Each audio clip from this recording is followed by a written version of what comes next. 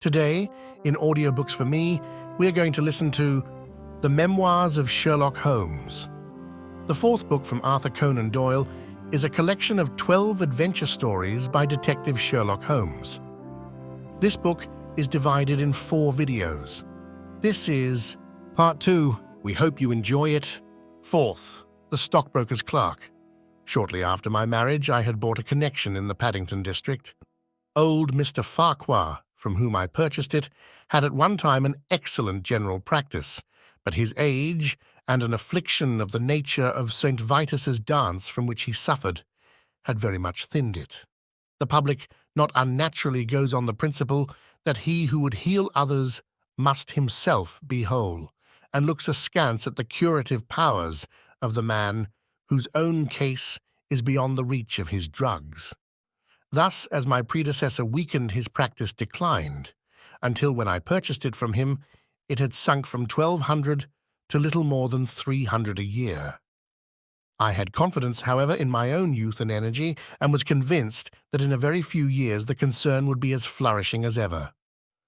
For 3 months after taking over the practice, I was kept very closely at work and saw little of my friend Sherlock Holmes, for I was too busy to visit Baker Street, and he seldom went anywhere himself, save upon professional business. I was surprised, therefore, when one morning in June, as I sat reading the British Medical Journal after breakfast, I heard a ring at the bell, followed by the high, somewhat strident tones of my old companion's voice. "Ah, my dear Watson," said he, striding into the room, "I am very delighted to see you. I trust that Mrs. Watson has entirely recovered from all the little excitements connected with our adventure of the Sign of 4. "Thank you, we are both very well," said I, shaking him warmly by the hand. "And I hope also," he continued, sitting down in the rocking chair, "that the cares of medical practice have not entirely obliterated the interest which you used to take in our little deductive problems." "On the contrary," I answered, "it was only last night that I was looking over my old notes and classifying some of our past results." "I trust that you don't consider your collection closed." "Not at all. I should wish nothing better than to have some more of such experiences." "Today, for example?" "Yes, today, if you like." "And as far off as Birmingham?" "Certainly, if you wish it." "And the practice?" "I do my neighbour's when he goes. He is always ready to work off the debt." "Ha! Nothing could be better," said Holmes, leaning back in his chair and looking keenly at me from under his half-closed lids. "I perceive that you have been unwell lately. Summer colds are always a little trying. I was confined to the house by a severe chill for 3 days last week. I thought, however, that I had cast off every trace of it." "So you have. You look remarkably robust. How, then, did you know of it?" "My dear fellow, you know my methods. You deduced it, then?" "Certainly." "And from what?" "From your slippers." I glanced down at the new patent leathers which I was wearing. "How on earth—" I began, but Holmes answered my question before it was asked. "Your slippers are new," he said. "You could not have had them more than a few weeks. The soles which you are at this moment presenting to me are slightly scorched. For a moment I thought they might have got wet and been burned in the drying, but near the instep there is a small circular wafer of paper with the shopman's hieroglyphics upon it. Damp would of course have removed this. You had, then, been sitting with your feet outstretched to the fire, which a man would hardly do, even in so wet a June as this, if he were in his full health." Like all Holmes's reasoning, the thing seemed simplicity itself when it was once explained. He read the thought upon my features, and his smile had a tinge of bitterness. "I'm afraid that I rather give myself away when I explain," said he. "Results without causes are much more impressive. You are ready to come to Birmingham, then?" "Certainly. What is the case?" "You shall hear it all in the train. My client is outside in a four-wheeler. Can you come at once?" in an instant. I scribbled a note to my neighbor, rushed upstairs to explain the matter to my wife, and joined Holmes upon the doorstep. "Your neighbor is a doctor," said he, nodding at the brass plate. "Yes, he bought a practice as I did." "An old established one?" "Just the same as mine. Both have been ever since the houses were built." "Ah! Then you got hold of the best of the two." "I think I did. But how do you know?" "By the steps, my boy. Yours are worn 3 inches deeper than his. But this gentleman in the cab is my client, Mr. Hall Pycroft. Allow me to introduce you to him. Whip your horse up, cabby, for we have only just time to catch our train." The man whom I found myself facing was a well-built, fresh-complexioned young fellow with a frank, honest face and a slight, crisp, yellow moustache. He wore a very shiny top hat and a neat suit of sober black, which made him look what he was, a smart young city man of the class who have been labelled cockneys, but who give us our crack volunteer regiments and who turn out more fine athletes and sportsmen than any body of men in these islands. His round, ruddy face was naturally full of cheeriness, but the corners of his mouth seemed to me to be pulled down in a half-comical distress. It was not, however, until we were all in a first-class carriage and well started upon our journey to Birmingham that I was able to learn what the trouble was which had driven him to Sherlock Holmes. "We have a clear run here of 70 minutes, Holmes remarked. "I want you, Mr. Hall Pycroft, to tell my friend your very interesting experience exactly as you have told it to me, or with more detail if possible. It will be of use to me to hear the succession of events again. It is a case, Watson, which may prove to have something in it, or may prove to have nothing, but which at least presents those unusual and outre features which are as dear to you as they are to me. Now, Mr. Pycroft, I shall not interrupt you again." Our young companion looked at me with a twinkle in his eye. "The worst of the story is," said he, "that I show myself up as such a confounded fool. Of course it may work out all right, and I don't see that I could have done otherwise, but if I have lost my crib and get nothing in exchange, I shall feel what a soft Johnny I have been. I'm not very good at telling a story, Dr. Watson, but it is like this with me.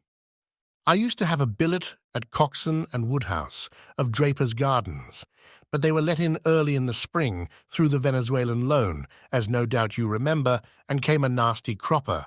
I had been with them 5 years, and old Coxon gave me a ripping good testimonial when the smash came, but of course we clerks were all turned adrift. The 27 of us. I tried here and tried there, but there were lots of other chaps on the same lay as myself, and it was a perfect frost for a long time. I had been taking £3 a week at Coxon's, and I had saved about 70 of them, but I soon worked my way through that and out at the other end. I was fairly at the end of my tether at last, and could hardly find the stamps to answer the advertisements or the envelopes to stick them to. I had worn out my boots paddling up office stairs, and I seemed just as far from getting a billet as ever. At last I saw a vacancy at Mawson and Williams, the great stockbroking firm in Lombard Street. I dare say EC is not much in your line, but I can tell you that this is about the richest house in London. The advertisement was to be answered by letter only. I sent in my testimonial and application, but without the least hope of getting it. Back came an answer by return, saying that if I would appear next Monday, I might take over my new duties at once, provided that my appearance was satisfactory. No one knows how these things are worked. Some people say that the manager just plunges his hand into the heap and takes the first that comes. Anyhow, it was my innings that time, and I don't ever wish to feel better pleased. The screw was £1 a week rise, and the duties just about the same as at Coxon's. And now I come to the queer part of the business. I was in diggings out Hampstead Way, 17, Potter's Terrace. Well, I was sitting doing a smoke that very evening after I had been promised the appointment, when up came my landlady with a card which had Arthur Pinner, financial agent, printed upon it. I had never heard the name before and could not imagine what he wanted with me, but, of course, I asked her to show him up. In he walked, a middle-sized, dark-haired, dark-eyed, black-bearded man with a touch of the sheeny about his nose. He had a brisk kind of way with him and spoke sharply, like a man who knew the value of time. "Mr. Hall Pycroft, I believe," said he. "Yes, sir," I answered, pushing a chair towards him. "Lately engaged at Coxon and Woodhouse's." "Yes, sir." "And now on the staff of Mawson's." "Quite so." "Well," said he, "the fact is that I have heard some really extraordinary stories about your financial ability. You remember Parker, who used to be Coxon's manager? He can never say enough about it." Of course, I was pleased to hear this. I had always been pretty sharp in the office, but I had never dreamed that I was talked about in the city in this fashion. "You have a good memory," said he. "Pretty fair," I answered modestly. "Have you kept in touch with the market while you have been out of work?" he asked. "Yes, I read the stock exchange list every morning." "Now that shows real application," he cried. "That is the way to prosper. You won't mind my testing you, will you? Let me see. How are Ayrshire's?" 106 1/4 to 105 7/8. "And New Zealand Consolidated?" 104. "And British Broken Hills?" 7 to 7 6. "Wonderful," he cried, with his hands up. "This quite fits in with all that I had heard. My boy, you are very much too good to be a clerk at Mawson's." This outburst rather astonished me, as you can think. "Well," said I, "other people don't think quite so much of me as you seem to do, Mr. Pinner. I had a hard enough fight to get this berth, and I am very glad to have it." "Pooh, man, you should soar above it. You are not in your true sphere. Now I'll tell you how it stands with me. What I have to offer is little enough when measured by your ability, but when compared with Mawson's it's light to dark. Let me see. When do you go to Mawson's?" "On Monday." "Ha! Ha! I think I would risk a little sporting flutter that you don't go there at all." "Not go to Mawson's?" "No, sir. By that day you will be the business manager of the Franco-Midland Hardware Company, Limited, with 134 branches in the towns and villages of France, not counting one in Brussels and one in San Remo." This took my breath away. "I never heard of it," said I. "Very likely not. It has been kept very quiet, for the capital was all privately subscribed, and it's too good a thing to let the public into. My brother, Harry Pinner, is promoter and joins the board after allotment as managing director. He knew I was in the swim down here and asked me to pick up a good man cheap, a young, pushing man with plenty of snap about him. Parker spoke of you, and that brought me here tonight. We can only offer you a beggarly 500 to start with." "500 a year," I shouted. "Only that at the beginning, but you are to have an overriding commission of 1% on all business done by your agents, and you may take my word for it that this will come to more than your salary." "But I know nothing about hardware." "Tut, my boy, you know about figures." My head buzzed, and I could hardly sit still in my chair, but suddenly a little chill of doubt came upon me. "I must be frank with you," said I. "Mawson only gives me 200, but Mawson is safe. Now, really, I know so little about your company that—" "Ah, smart, smart," he cried in a kind of ecstasy of delight. "You are the very man for us. You are not to be talked over, and quite right, too. Now, here's a note for £100, and if you think that we can do business, you may just slip it into your pocket as an advance upon your salary." "That is very handsome," said I. "When should I take over my new duties?" "Be in Birmingham tomorrow at 1, said he. "I have a note in my pocket here which you will take to my brother. You will find him at 126B, Corporation Street, where the temporary offices of the company are situated. Of course he must confirm your engagement, but between ourselves it will be all right." "Really, I hardly know how to express my gratitude, Mr. Pinner," said I. "Not at all, my boy. You have only got your deserts. There are one or two small things, mere formalities, which I must arrange with you. You have a bit of paper beside you there. Kindly write upon it, I am perfectly willing to act as business manager to the Franco-Midland Hardware Company Limited at a minimum salary of £500. I did as he asked, and he put the paper in his pocket. There is one other detail, said he. What do you intend to do about Mawson's? I had forgotten all about Mawson's in my joy.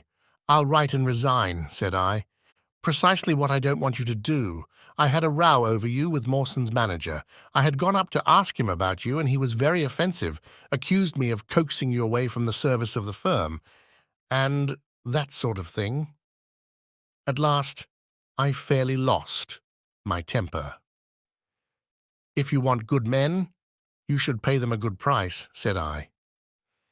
He would rather have our small price than your big one, said he. I'll lay you a £5, said I, that when he has my offer, you'll never so much as hear from him again. Done, said he. We picked him out of the gutter, and he won't leave us so easily. Those were his very words. The impudent scoundrel, I cried. I've never so much as seen him in my life. Why should I consider him in any way? I shall certainly not write if you would rather I didn't. Good. That's a promise, said he, rising from his chair. Well, I'm delighted to have got so good a man for my brother. Here's your advance of £100, and here is the letter. Make a note of the address, 126B Corporation Street, and remember that 1 o'clock tomorrow is your appointment. Good night, and may you have all the fortune that you deserve. That's just about all that passed between us, as near as I can remember. You can imagine, Dr. Watson, how pleased I was at such an extraordinary bit of good fortune. I sat up half the night hugging myself over it, and next day I was off to Birmingham in a train that would take me in plenty time for my appointment. I took my things to a hotel in New Street, and then I made my way to the address which had been given me. It was a quarter of an hour before my time, but I thought that would make no difference. 126B was a passage between two large shops, which led to a winding stone stair from which there were many flats, let as offices to companies or professional men. The names of the occupants were painted at the bottom on the wall, but there was no such name as the Franco-Midland Hardware Company Limited. I stood for a few minutes with my heart in my boots, wondering whether the whole thing was an elaborate hoax or not, when up came a man and addressed me. He was very like the chap I had seen the night before, the same figure and voice, but he was clean-shaven and his hair was lighter. "Are you Mr. Hall Pycroft?" he asked. "Yes," said I. "Oh, I was expecting you, but you are a trifle before your time. I had a note from my brother this morning in which he sang your praises very loudly. I was just looking for the offices when you came. We have not got our name up yet, for we only secured these temporary premises last week. Come up with me, and we will talk the matter over." I followed him to the top of a very lofty stair, and there, right under the slates, were a couple of empty, dusty little rooms, uncarpeted and uncurtained, into which he led me. I had thought of a great office with shining tables and rows of clerks, such as I was used to, and I dare say I stared rather straight at the two deal chairs and one little table, which, with a ledger and a waste-paper basket, made up the whole furniture. "Don't be disheartened, Mr. Pycroft," said my new acquaintance, seeing the length of my face. "Rome was not built in a day, and we have lots of money at our backs, though we don't cut much dash yet in offices. Pray sit down, and let me have your letter." I gave it to him, and he read it over very carefully. "You seem to have made a vast impression upon my brother Arthur," said he, "and I know that he is a pretty shrewd judge. He swears by London, you know, and I by Birmingham, but this time I shall follow his advice. Pray consider yourself definitely engaged." "What are my duties?" I asked. "You will eventually manage the great depot in Paris, which will pour a flood of English crockery into the shops of 134 agents in France. The purchase will be completed in a week, and meanwhile you will remain in Birmingham and make yourself useful." "How?" For answer, he took a big red book out of a drawer. "This is a directory of Paris," said he, "with the trades after the names of the people. I want you to take it home with you and to mark off all the hardware sellers with their addresses. It would be of the greatest use to me to have them." "Surely there are classified lists," I suggested. "Not reliable ones. Their system is different from ours. Stick at it, and let me have the list by Monday at 12. Good day, Mr. Pycroft. If you continue to show zeal and intelligence, you will find the company a good master." I went back to the hotel with the big book under my arm and with very conflicting feelings in my breast. On the one hand, I was definitely engaged and had £100 in my pocket. On the other, the look of the offices, the absence of name on the wall, and other of the points which would strike a businessman had left a bad impression as to the position of my employers. However, come what might, I had my money, so I settled down to my task. All Sunday I was kept hard at work, and yet by Monday I had only got as far as H. I went round to my employer, found him in the same dismantled kind of room, and was told to keep at it until Wednesday, and then come again. On Wednesday it was still unfinished, so I hammered away until Friday, that is, yesterday. Then I brought it round to Mr. Harry Pinner. "Thank you very much," said he. "I fear that I underrated the difficulty of the task. This list will be of very material assistance to me." "It took some time," said I. "And now," said he, "I want you to make a list of the furniture shops, for they all sell crockery." "Very good." "And you can come up tomorrow evening at 7 and let me know how you're getting on. Don't overwork yourself. A couple of hours at Day's Music Hall in the evening would do you no harm after your labours." He laughed as he spoke, and I saw with a thrill that his second tooth upon the left-hand side had been very badly stuffed with gold. Sherlock Holmes rubbed his hands with delight, and I stared with astonishment at our client. "You may well look surprised, Dr. Watson, but it is this way," said he. "When I was speaking to the other chap in London, at the time that he laughed at my not going to Mawson's, I happened to notice that his tooth was stuffed in this very identical fashion. The glint of the gold in each case caught my eye, you see. When I put that with the voice and figure being the same, and only those things altered which might be changed by a razor or a wig, I could not doubt that it was the same man. Of course you expect two brothers to be alike, but not that they should have the same tooth stuffed in the same way." He bowed me out, and I found myself in the street, hardly knowing whether I was on my head or my heels. Back I went to my hotel, put my head in a basin of cold water, and tried to think it out. Why had he sent me from London to Birmingham? Why had he got there before me? And why had he written a letter from himself to himself? It was altogether too much for me, and I could make no sense of it. And then suddenly it struck me that what was dark to me might be very light to Mr. Sherlock Holmes. I had just time to get up to town by the night train to see him this morning, and to bring you both back with me to Birmingham.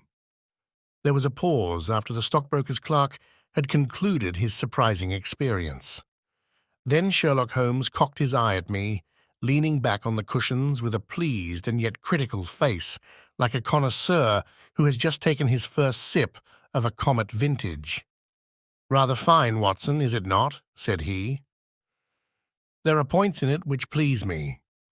I think that you will agree with me that an interview with Mr. Arthur Harry Pinner in the temporary offices of the Franco-Midland Hardware Company, Limited, would be a rather interesting experience for both of us."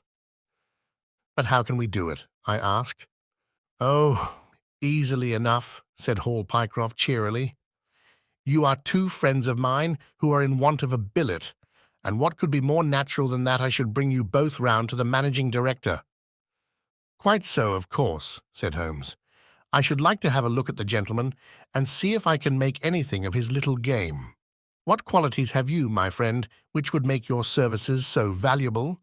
Or is it possible that—" He began biting his nails and staring blankly out of the window, and we hardly drew another word from him until we were in New Street.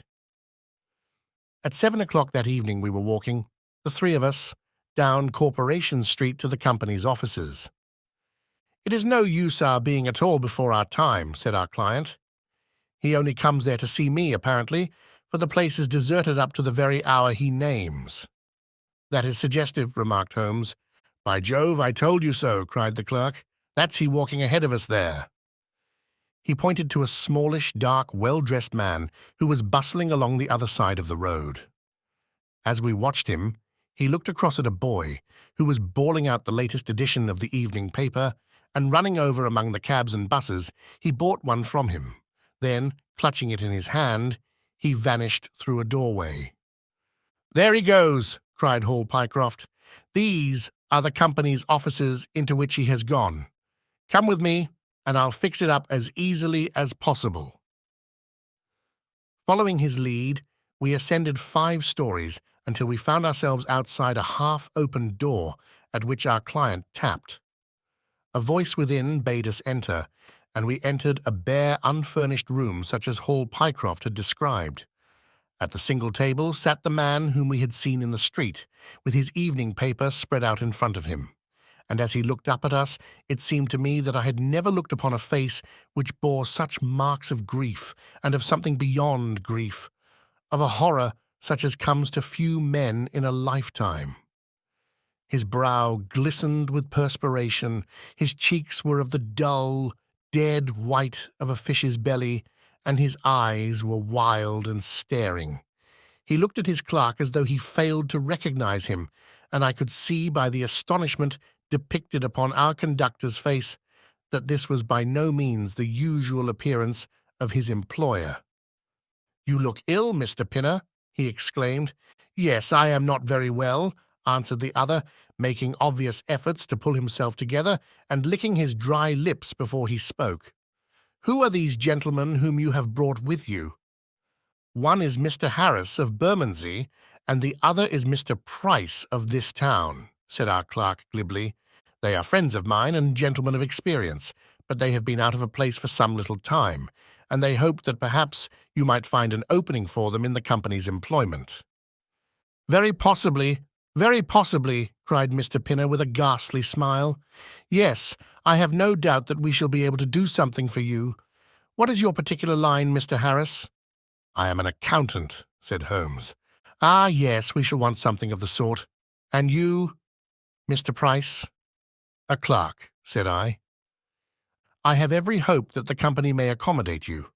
I will let you know about it as soon as we come to any conclusion. And now I beg that you will go. For God's sake, leave me to myself." These last words were shot out of him, as though the constraint which he was evidently setting upon himself had suddenly and utterly burst asunder. Holmes and I glanced at each other, and Hall Pycroft took a step towards the table. "You forget, Mr. Pinner, that I am here by appointment to receive some directions from you," said he. "Certainly, Mr. Pycroft, certainly," the other resumed in a calmer tone. "You may wait here a moment, and there is no reason why your friends should not wait with you.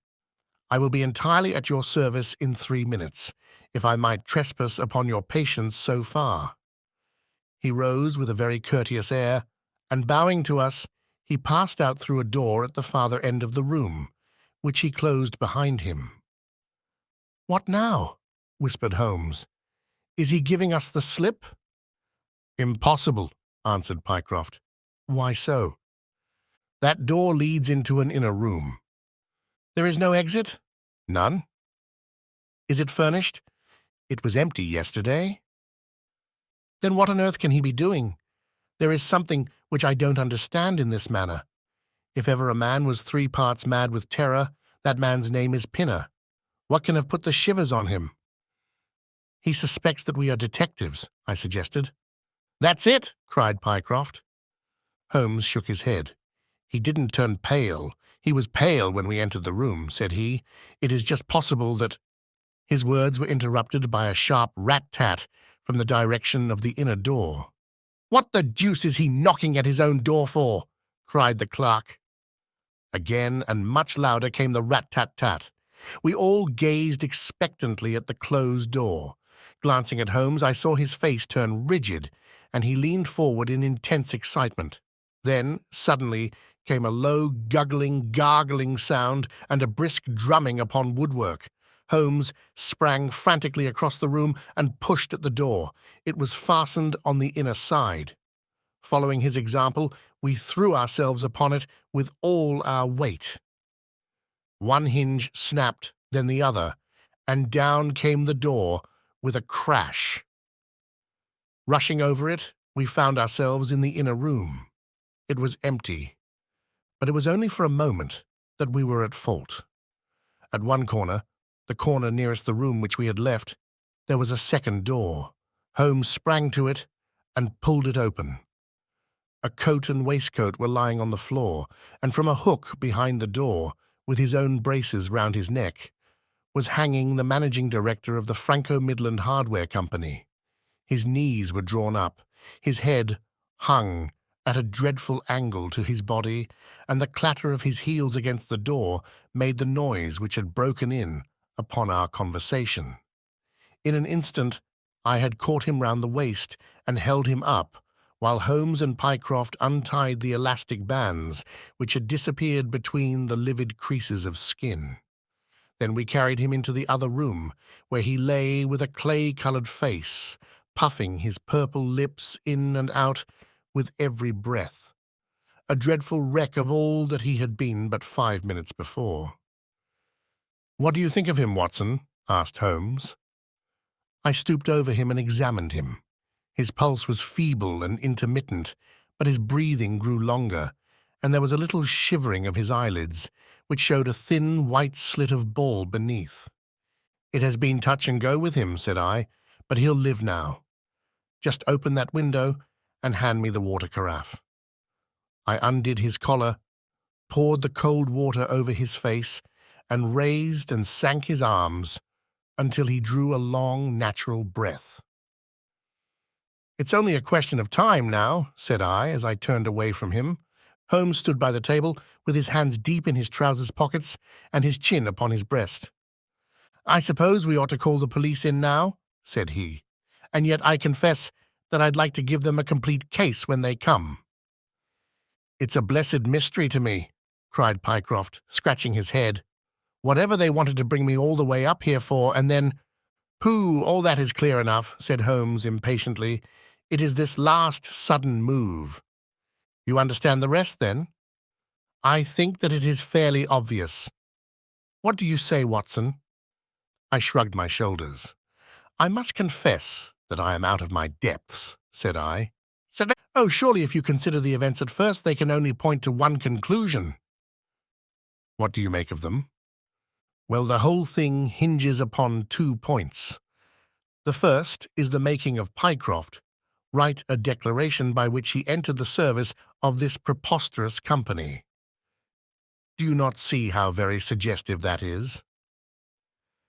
"I'm afraid I missed the point." "Well, why did they want him to do it? Not as a business matter, for these arrangements are usually verbal, and there was no earthly business reason why this should be an exception. Don't you see, my young friend, that they were very anxious to obtain a specimen of your handwriting and had no other way of doing it?" "And why?" "Quite so. Why? When we answer that we have made some progress with our little problem? Why? There can be only one adequate reason. Someone wanted to learn to imitate your writing and had to procure a specimen of it first. And now, if we pass on to the second point, we find that each throws light upon the other. That point is the request made by Pinner that you should not resign your place, but should leave the manager of this important business in the full expectation that a Mr. Hall Pycroft, whom he had never seen, was about to enter the office upon the Monday morning." "My God!" cried our client. "What a blind beetle I have been! Now you see the point about the handwriting. Suppose that someone turned up in your place who wrote a completely different hand from that in which you had applied for the vacancy. Of course, the game would have been up. But in the interval, the rogue had learned to imitate you, and his position was therefore secure, as I presume that nobody in the office had ever set eyes upon you. Not a soul, groaned Hall Pycroft. Very good. Of course, it was of the utmost importance to prevent you from thinking better of it, and also to keep you from coming into contact with anyone who might tell you that your double was at work in Mawson's office. Therefore, they gave you a handsome advance on your salary and ran you off to the Midlands, where they gave you enough work to do to prevent your going to London, where you might have burst their little game up. That is all plain enough. But why should this man pretend to be his own brother? Well, that is pretty clear also. There are evidently only two of them in it. The other is impersonating you at the office. This one acted as your engager, and then found that he could not find you an employer without admitting a third person into his plot. That he was most unwilling to do. He changed his appearance as far as he could, and trusted that the likeness, which you could not fail to observe, would be put down to a family resemblance. But for the happy chance of the gold stuffing, your suspicions would probably never have been aroused. Hall Pycroft shook his clenched hands in the air. Good Lord, he cried. While I've been fooled in this way, what has this other Hall Pycroft been doing at Mawson's? What should we do, Mr. Holmes? Tell me what to do. We must wire to Mawson's. They shut at 12 on Saturdays. Never mind. There may be some doorkeeper or attendant. Ah, yes. They keep a permanent guard there on account of the value of the securities that they hold. I remember hearing it talked of in the city. Very good. We shall wire to him and see if all is well, and if a clerk of your name is working there. That is clear enough. But what is not so clear is why, at sight of us, one of the rogues should instantly walk out of the room and hang himself. "The paper!" croaked a voice behind us. The man was sitting up, blanched and ghastly, with returning reason in his eyes, and hands which rubbed nervously at the broad red band which still encircled his throat. "The paper! Of course!" yelled Holmes in a paroxysm of excitement. "Idiot that I was! I thought so much of our visit that the paper never entered my head for an instant. To be sure, the secret must be there." He flattened it out upon the table, and a cry of triumph burst from his lips. "Look at this, Watson," he cried. "It is a London paper, an early edition of the Evening Standard. Here's what we want. Look at the headlines. Crime in the City. Murder at Mawson and Williams. Gigantic attempted robbery. Capture of the criminal." Here, Watson, we are all equally anxious to hear it, so kindly read it aloud to us. And it appeared from its position in the paper to have been the one event of importance in town, and the account of it ran in this way. A desperate attempt at robbery, culminating in the death of one man and the capture of the criminal, occurred this afternoon in the city. For some time back, Mawson and Williams, the famous financial house, have been the guardians of securities which amount in the aggregate to a sum of considerably over £1 million sterling. So conscious was the manager of the responsibility which devolved upon him in consequence of the great interests at stake that safes of the very latest construction have been employed, and an armed watchman has been left day and night in the building. It appears that last week a new clerk named Hall Pycroft was engaged by the firm. This person appears to have been none other than Beddington, the famous forger and cracksman, who, with his brother, had only recently emerged from a 5-years spell of penal servitude. By some means, which are not yet clear, he succeeded in winning, under a false name, this official position in the office, which he utilized in order to obtain moulding of various locks and a thorough knowledge of the position of the strong room and the safes. It is customary at Mawson's for the clerks to leave at midday on Saturday. Sergeant Tucson, of the city police, was somewhat surprised, therefore, to see a gentleman with a carpet-bag come down the steps at 20 minutes past 1. His suspicions being aroused, the sergeant followed the man, and with the aid of Constable Pollock succeeded, after a most desperate resistance, in arresting him. It was at once clear that a daring and gigantic robbery had been committed. Nearly £100,000 worth of American railway bonds, with a large amount of scrip in other mines and companies, was discovered in the bag. On examining the premises, the body of the unfortunate watchman was found doubled up and thrust into the largest of the safes, where it would not have been discovered until Monday morning, had it not been for the prompt action of Sergeant Tucson. The man's skull had been shattered by a blow from a poker delivered from behind. There could be no doubt that Beddington had obtained entrance by pretending that he had left something behind him, and having murdered the watchman, rapidly rifled the large safe, and then made off with his booty. His brother, who usually works with him, has not appeared in this job as far as can at present be ascertained, although the police are making energetic inquiries as to his whereabouts. "Well, we may save the police some little trouble in that direction," said Holmes, glancing at the haggard figure huddled up by the window. "Human nature is a strange mixture, Watson. You see that even a villain and murderer can inspire such affection that his brother turns to suicide when he learns that his neck is forfeited. However, we have no choice as to our action. The doctor and I will remain on guard, Mr. Pycroft, if you will have the kindness to step out for the police." Fifth, the Gloria Scott. "I have some papers here," said my friend Sherlock Holmes, as we sat one winter's night on either side of the fire, "which I really think, Watson, that it would be worth your while to glance over. These are the documents in the extraordinary case of the Gloria Scott, and this is the message which struck Justice of the Peace Trevor dead with horror when he read it." He had picked from a drawer a little tarnished cylinder, and, undoing the tape, he handed me a short note, scrawled upon a half-sheet of slate-grey paper. "The supply of game for London is going steadily up," it ran. "Head keeper Hudson, we believe, has been now told to receive all orders for fly paper and for preservation of your hen pheasant's life." As I glanced up from reading this enigmatical message, I saw Holmes chuckling at the expression upon my face. "You look a little bewildered," said he. "I cannot see how such a message as this could inspire horror.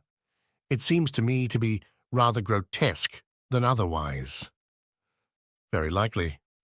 Yet the fact remains that the reader, who was a fine, robust old man, was knocked clean down by it as if it had been the butt end of a pistol." "You arouse my curiosity," said I. "But why did you say just now that there were very particular reasons why I should study this case?" "Because it was the first in which I was ever engaged." I had often endeavored to elicit from my companion what had first turned his mind in the direction of criminal research, but had never caught him before in a communicative humor. Now he sat forward in this armchair and spread out the documents upon his knees. Then he lit his pipe and sat for some time smoking and turning them over. "You never heard me talk of Victor Trevor?" he asked. "He was the only friend I made during the 2 years I was at college. I was never a very sociable fellow, Watson, always rather fond of moping in my rooms and working out my own little methods of thought, so that I never mixed much with the men of my year. Bar fencing and boxing I had few athletic tastes, and then my line of study was quite distinct from that of the other fellows, so that we had no points of contact at all. Trevor was the only man I knew, and that only through the accident of his bull-terrier freezing onto my ankle one morning as I went down to chapel. It was a prosaic way of forming a friendship, but it was effective. I was laid by the heels for 10 days, but Trevor used to come in to inquire after me. At first it was only a minute's chat, but soon his visits lengthened, and before the end of the term we were close friends. He was a hearty, full-blooded fellow, full of spirits and energy, the very opposite to me in most respects, but we had some subjects in common, and it was a bond of union when I found that he was as friendless as I.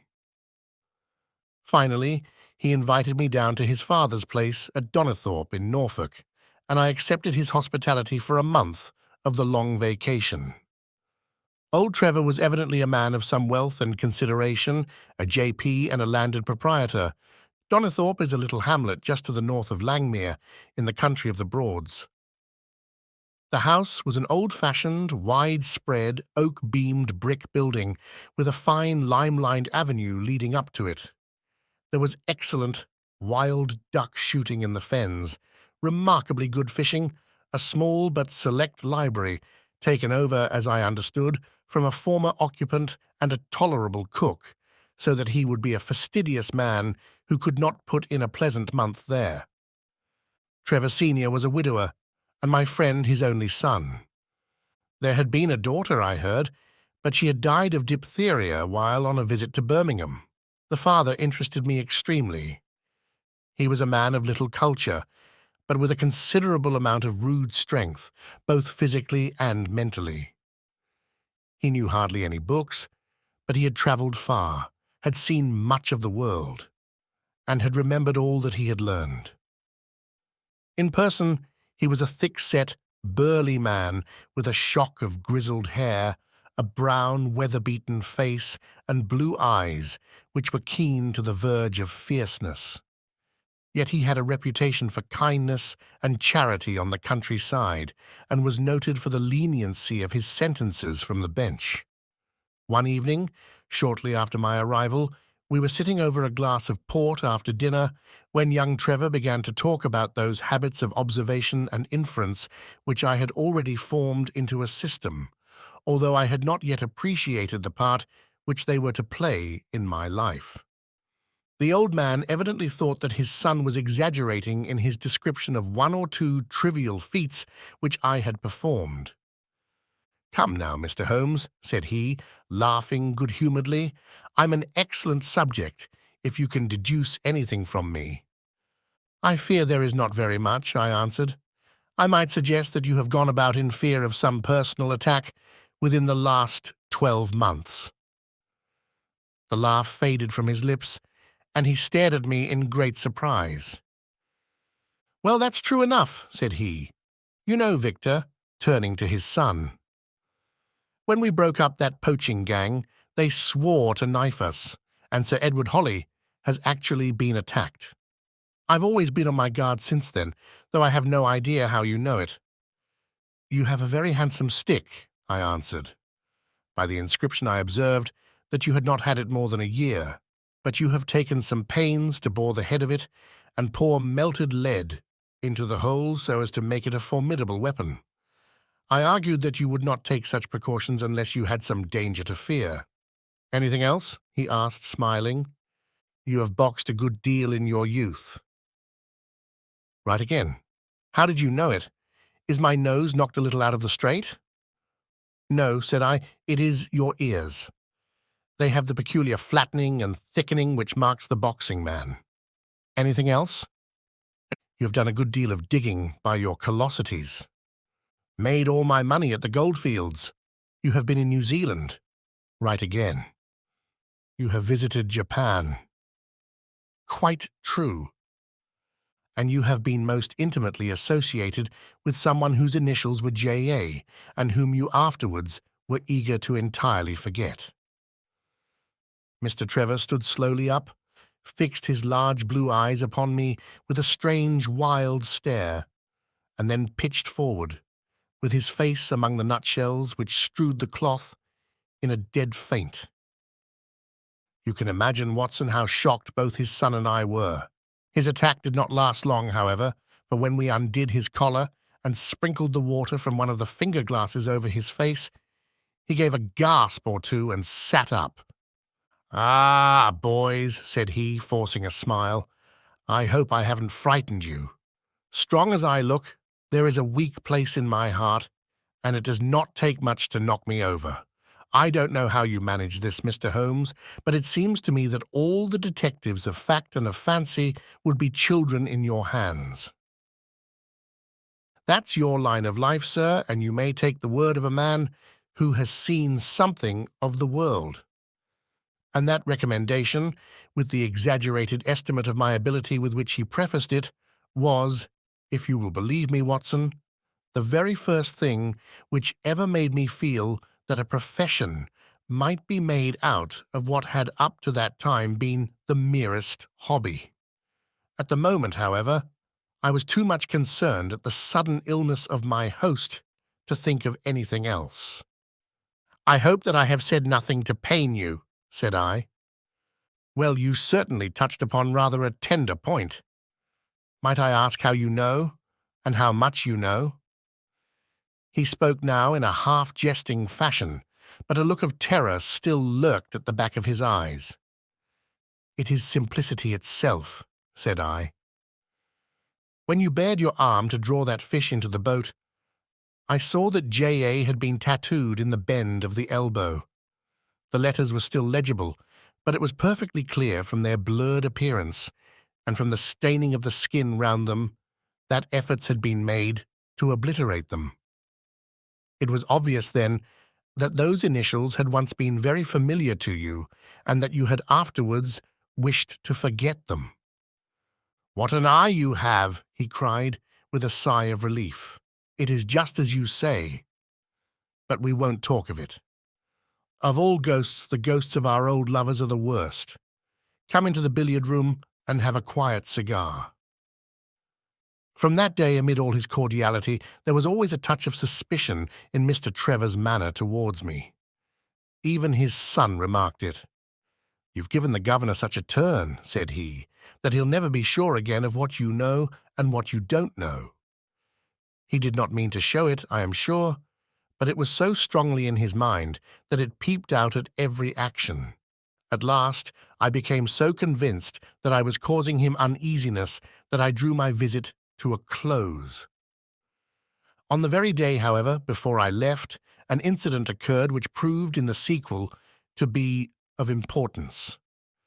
We were sitting out upon the lawn on garden chairs, the three of us, basking in the sun and admiring the view across the Broads, when a maid came out to say that there was a man at the door who wanted to see Mr. Trevor.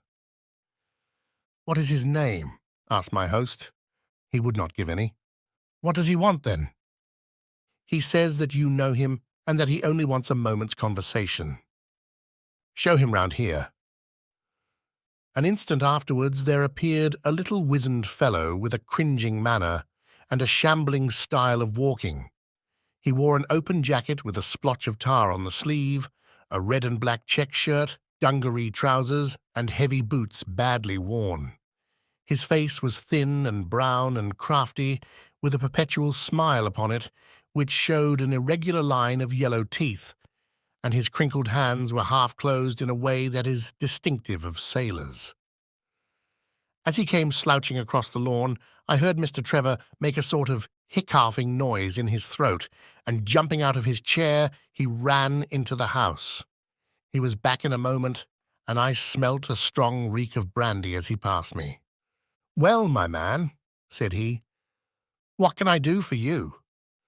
The sailor stood looking at him with puckered eyes, and with the same loose-lipped smile upon his face. "You don't know me?" he asked. "Why, dear me, it is surely Hudson," said Mr. Trevor in a tone of surprise. "Hudson it is, sir," said the seaman. "Why, it's 30 year and more since I saw you last. Here you are in your house, and me still picking my salt meat out of the harness cask." "Tut, you will find that I have not forgotten old times," cried Mr. Trevor, and walking towards the sailor, he said something in a low voice. "Go into the kitchen," he continued out loud, "and you will get food and drink. I have no doubt that I shall find you a situation." "Thank you, sir," said the seaman, touching his forelock. "I'm just off a 2-yearer in an 8-knot tramp, short-handed at that, and I wants a rest. I thought I'd get it either with Mr. Beddoes or with you." "Ah!" cried Trevor. "You know where Mr. Beddoes is?" "Bless you, sir, I know where all my old friends are," said the fellow with a sinister smile, and he slouched off after the maid to the kitchen. Mr. Trevor mumbled something to us about having been shipmate with the man when he was going back to the diggings, and then, leaving us on the lawn, he went indoors. An hour later, when we entered the house, we found him stretched dead, drunk upon the dining-room sofa. The whole incident left a most ugly impression upon my mind, and I was not sorry next day to leave Donnithorpe behind me, for I felt that my presence must be a source of embarrassment to my friend. All this occurred during the first month of the long vacation. I went up to my London rooms, where I spent 7 weeks working out a few experiments in organic chemistry. One day, however, when the autumn was far advanced and the vacation drawing to a close, I received a telegram from my friend imploring me to return to Donnithorpe and saying that he was in great need of my advice and assistance. Of course, I dropped everything and set out for the north once more. He met me with the dog-cart at the station, and I saw at a glance that the last 2 months had been very trying ones for him. He had grown thin and careworn, and had lost the loud, cheery manner for which he had been remarkable. "The governor is dying," were the first words he said. "Impossible," I cried. "What is the matter?" "Apoplexy. Nervous shock. He's been on the verge all day. I doubt if we shall find him alive." I was, as you may think, Watson, horrified at this unexpected news. "What has caused it?" I asked. "Ah, that is the point. Jump in, and we can talk it over while we drive. You remember that fellow who came upon the evening before you left us?" "Perfectly." "Do you know who it was that we let into the house that day?" "I have no idea." "It was the devil, Holmes," he cried. I stared at him in astonishment. "Yes, it was the devil himself. We have not had a peaceful hour since, not one. The governor has never held up his head from that evening, and now the life has been crushed out of him and his heart broken, all through this accursed Hudson." "What power had he then?" "Ah, that is what I would give so much to know. The kindly, charitable, good old governor. How could he have fallen into the clutches of such a ruffian? But I am so glad that you have come, Holmes. I trust very much to your judgment and discretion, and I know that you will advise me for the best." We were dashing along the smooth, white country road, with the long stretch of the Broads in front of us glimmering in the red light of the setting sun. From a grove upon our left, I could already see the high chimneys and the flag-staff which marked the squire's dwelling. "My father made the fellow gardener," said my companion, and then, as that did not satisfy him, he was promoted to be butler. The house seemed to be at his mercy, and he wandered about and did what he chose in it. The maids complained of his drunken habits and his vile language. The dad raised their wages all round to recompense them for the annoyance.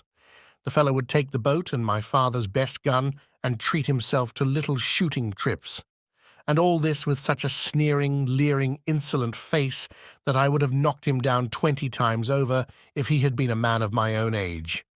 I tell you, Holmes, I have had to keep a tight hold upon myself all this time. And now I am asking myself whether, if I had let myself go a little more, I might not have been a wiser man.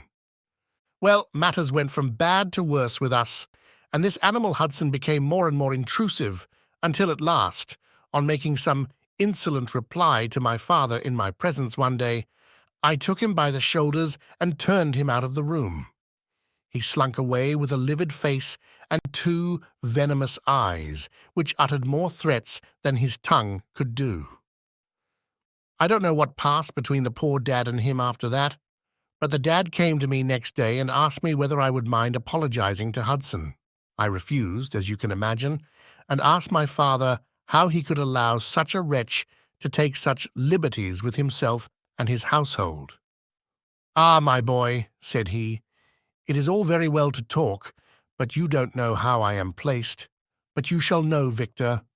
I'll see that you shall know, come what may. You wouldn't believe harm of your poor old father, would you, lad? He was very much moved, and shut himself up in the study all day, where I could see through the window that he was writing busily.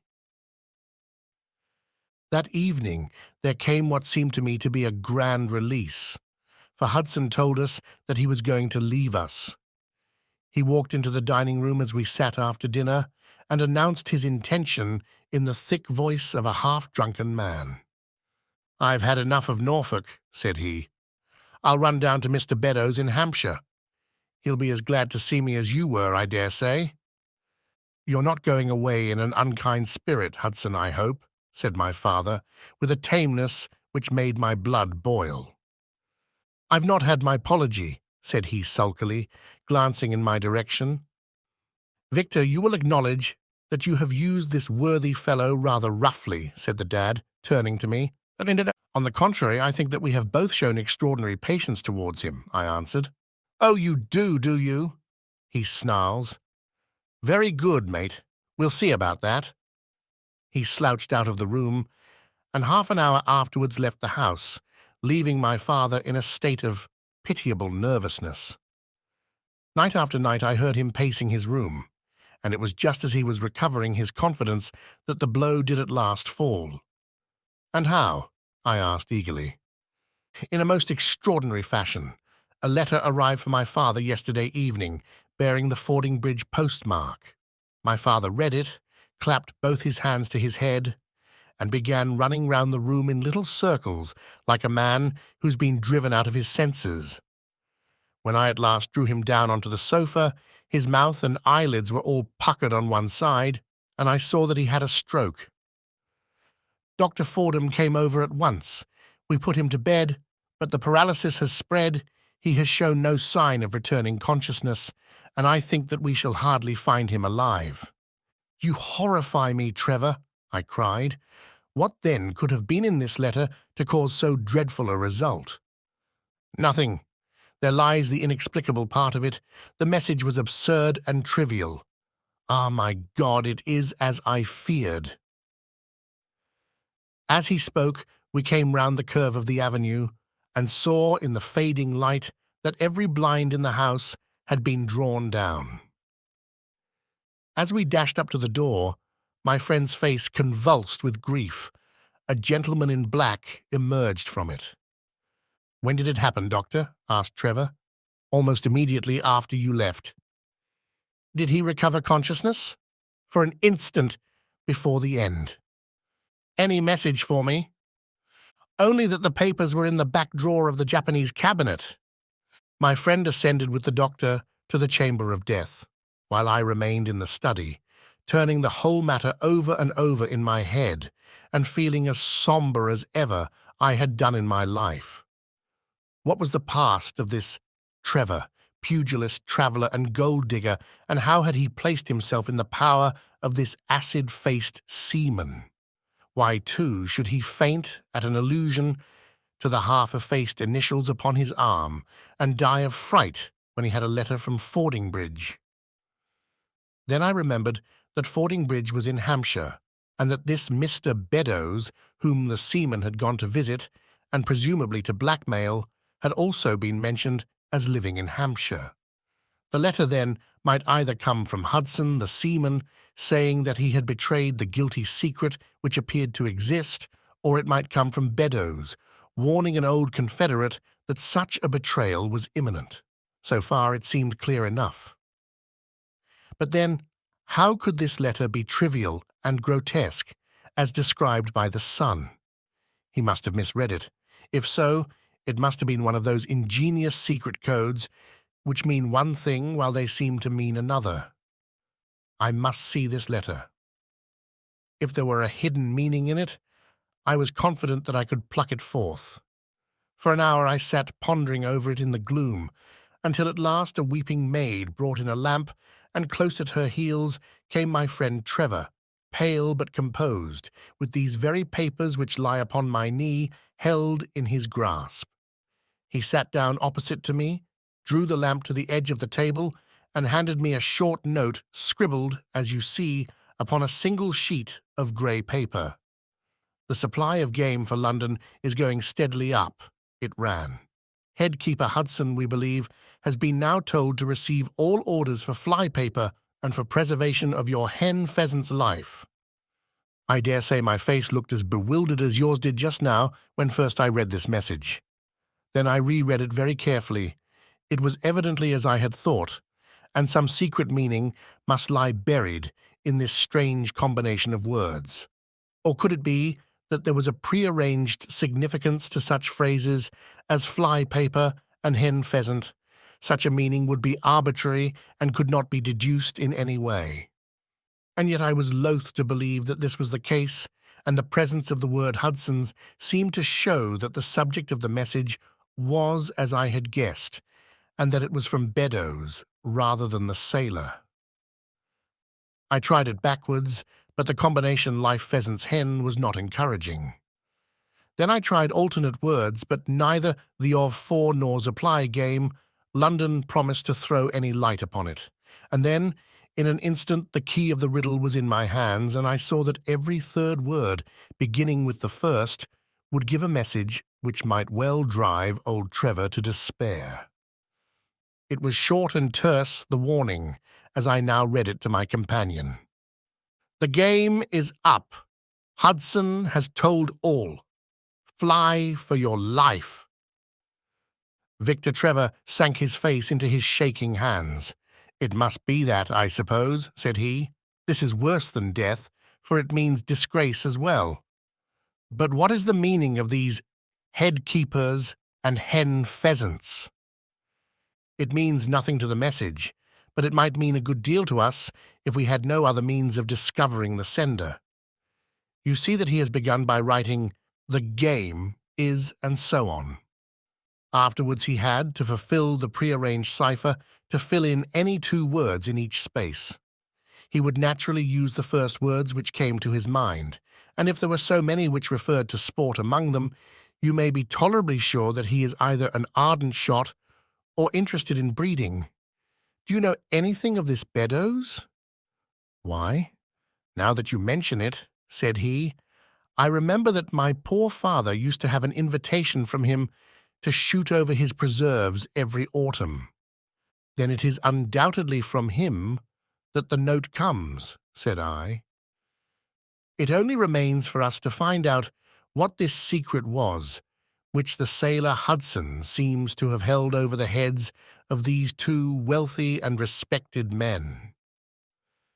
Alas, Holmes, I fear that it is one of sin and shame, cried my friend, but from you I shall have no secrets. Here is the statement which was drawn up by my father when he knew that the danger from Hudson had become imminent. I found it in the Japanese cabinet, as he told the doctor. Take it and read it to me, for I have neither the strength nor the courage to do it myself. These are the very papers, Watson, which he handed to me, and I will read them to you as I read them in the old study that night to him. They are endorsed outside, as you see. Some particulars of the voyage of the bark Gloria Scott, from her leaving Falmouth on the 8th of October, 1855, to her destruction in N. lat. 15°20 W. long. 25°14 on November 6th. It is in the form of a letter and runs in this way. My dear son, now that approaching disgrace begins to darken the closing years of my life, I can write with all truth and honesty that it is not the terror of the law, it is not the loss of my position in the county, nor is it my fall in the eyes of all who have known me, which cuts me to the heart. But it is the thought that you should come to blush for me, you who love me, and who have seldom, I hope, had reason to do other than respect me. But if the blow falls which is forever hanging over me, then I should wish you to read this, that you may know straight from me how far I have been to blame. On the other hand, if all should go well, which may kind God Almighty grant, then if by any chance this paper should be still undestroyed, and should fall into your hands, I conjure you, by all you hold sacred, by the memory of your dear mother, and by the love which had been between us, to hurl it into the fire, and to never give one thought to it again. If then your eye goes on to read this line, I know that I shall already have been exposed and dragged from my home, or, as is more likely, for you know that my heart is weak, by lying with my tongue sealed for ever in death. In either case, the time for suppression is past, and every word which I tell you is the naked truth, and this I swear as I hope for mercy. My name, dear lad, is not Trevor. I was James Armitage in my younger days, and you can understand now the shock that it was to me a few weeks ago when your college friend addressed me in words which seemed to imply that he had surmised my secret. As Armitage it was that I entered a London banking house, and as Armitage I was convicted of breaking my country's laws and was sentenced to transportation. Do not think very harshly of me, laddie. It was a debt of honour, so-called, which I had to pay, and I used money which was not my own to do it, in the certainty that I could replace it before there could be any possibility of its being missed. But the most dreadful ill luck pursued me. The money which I had reckoned upon never came to hand, and a premature examination of accounts exposed my deficit. The case might have been dealt leniently with, but the laws were more harshly administered 30 years ago than now, and on my 23rd birthday I found myself chained as a felon with 37 other convicts intween decks of the barque Gloria Scott, bound for Australia. It was the year 55 when the Crimean War was at its height, and the old convict ships had been largely used as transports in the Black Sea. The government was compelled, therefore, to use smaller and less suitable vessels for sending out their prisoners. The Gloria Scott had been in the Chinese tea trade, but she was an old-fashioned, heavy-bowed, broad-beamed craft, and the new clippers had cut her out. She was a 500-ton boat, and besides her 38 jailbirds, she carried 26 of a crew, 18 soldiers, a captain, 3 mates, a doctor, a chaplain, and 4 warders. Nearly 100 souls were in her, all told, when we set sail from Falmouth. The partitions between the cells of the convicts, instead of being of thick oak, as is usual in convict ships, were quite thin and frail. The man next to me upon the aft side was one whom I had particularly noticed when we were led down the quay. He was a young man with a clear, hairless face, a long, thin nose, and rather nutcracker jaws. He carried his head very jauntily in the air, had a swaggering style of walking, and was, above all else, remarkable for his extraordinary height. I don't think any of our heads would have come up to his shoulder, and I am sure that he could not have measured less than 6.5 feet. It was strange among so many sad and weary faces to see one which was full of energy and resolution. The sight of it was to me like a fire in a snowstorm. I was glad then to find that he was my neighbour, and gladder still when, in the dead of the night, I heard a whisper close to my ear, and found that he had managed to cut an opening in the board which separated us. "Hallo, chummy," said he. "What's your name, and what are you here for?" I answered him, and asked in turn who I was talking with. "I'm Jack Prendergast," said he, "and by God, you'll learn to bless my name before you've done with me." I remembered hearing of his case, for it was one which had made an immense sensation throughout the country some time before my own arrest. He was a man of good family and of great ability, but of incurably vicious habits, who had by an ingenious system of fraud obtained huge sums of money from the leading London merchants. "Ha, ha, ha! You remember my case," said he proudly. "Very well indeed. Then maybe you remember something queer about it." "What was that, then?" "I'd had nearly $250,000, hadn't I?" "So it was said. But none was recovered, eh?" "No." "Well, where do you suppose the balance is?" he asked. "I have no idea," said I. "Right between my finger and thumb," he cried. "By God, I've got more pounds to my name than you've hairs on your head. And if you've money, my son, and know how to handle it and spread it, you can do anything. Now, you don't think it likely that a man who could do anything is going to wear his breeches out sitting in the stinking hold of a rat-gutted, beetle-ridden, mouldy old coffin of a China coaster. No, sir. Such a man will look after himself and will look after his chums. You may lay to that, you hold on to him, and you may kiss the book that he'll haul you through. That was his style of talk, and at first I thought it meant nothing. But after a while, when he had tested me and sworn me in with all possible solemnity, he let me understand that there really was a plot to gain command of the vessel. A dozen of the prisoners had hatched it before they came aboard.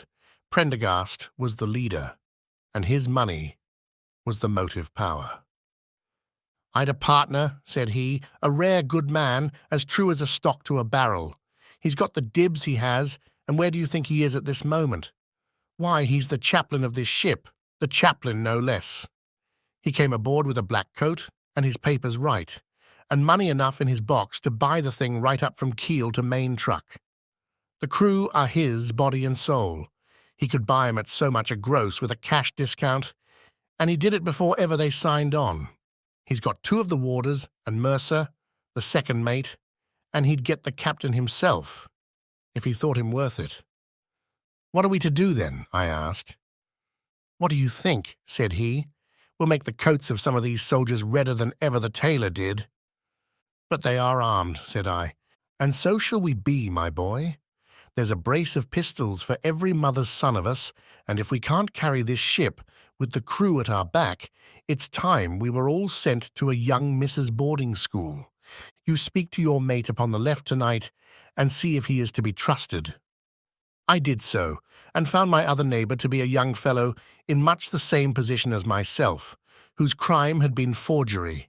His name was Evans, but he afterwards changed it, like myself, and he is now a rich and prosperous man in the south of England. He was ready enough to join the conspiracy as the only means of saving ourselves, and before we had crossed the bay, there were only 2 of the prisoners who were not in the secret. One of these was of weak mind, and we did not dare to trust him, and the other was suffering from jaundice, and could not be of any use to us. From the beginning, there was really nothing to prevent us from taking possession of the ship.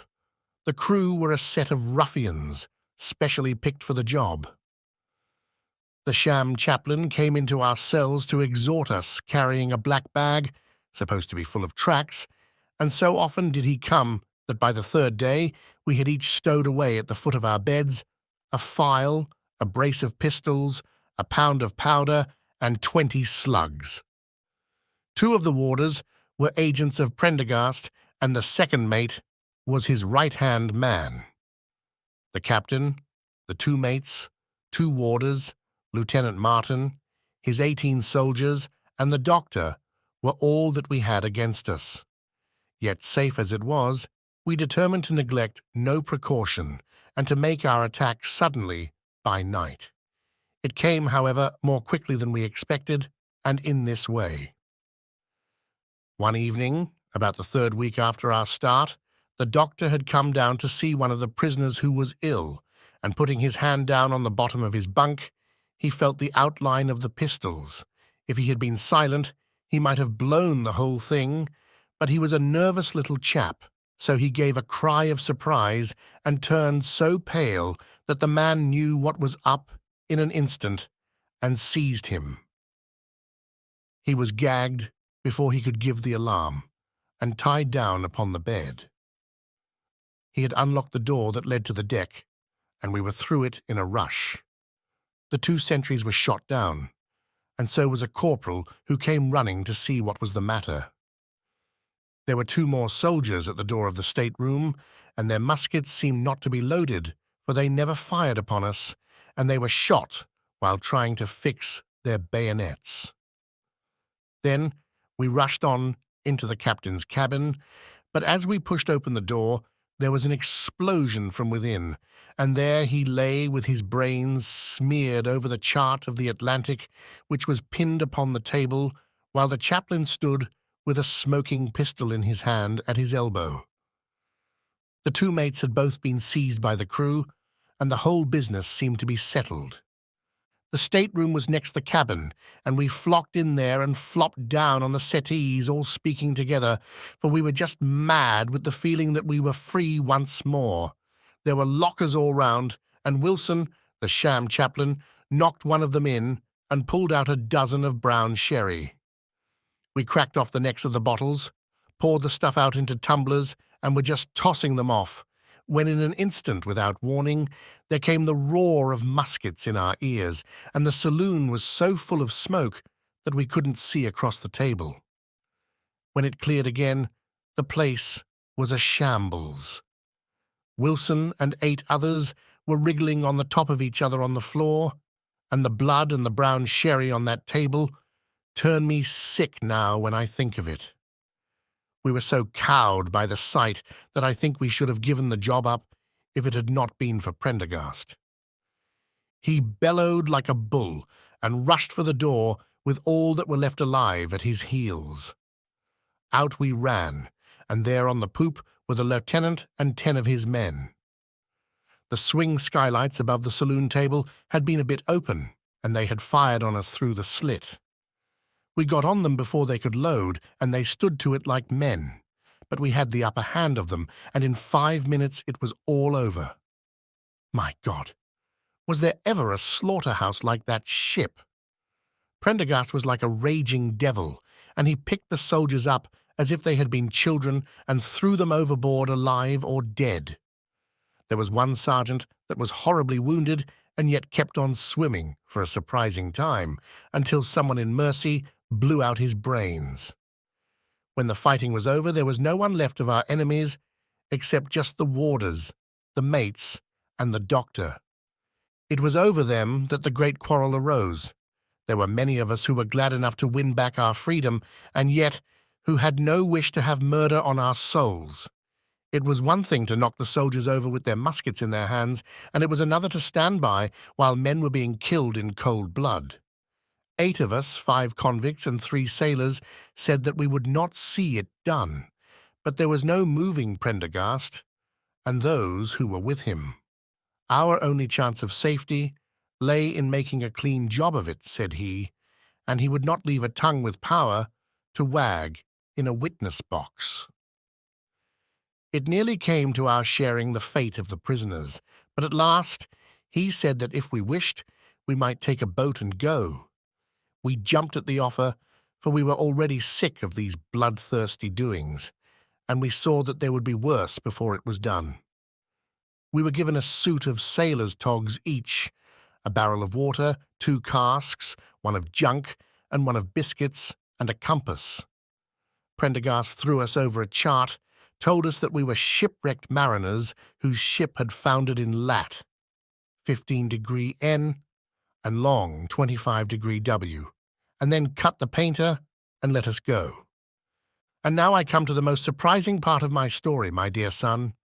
The seamen had hauled the foreyard aback during the rising, but now, as we left them, they brought it square again, and as there was a light wind from the north and east, the bark began to draw slowly away from us.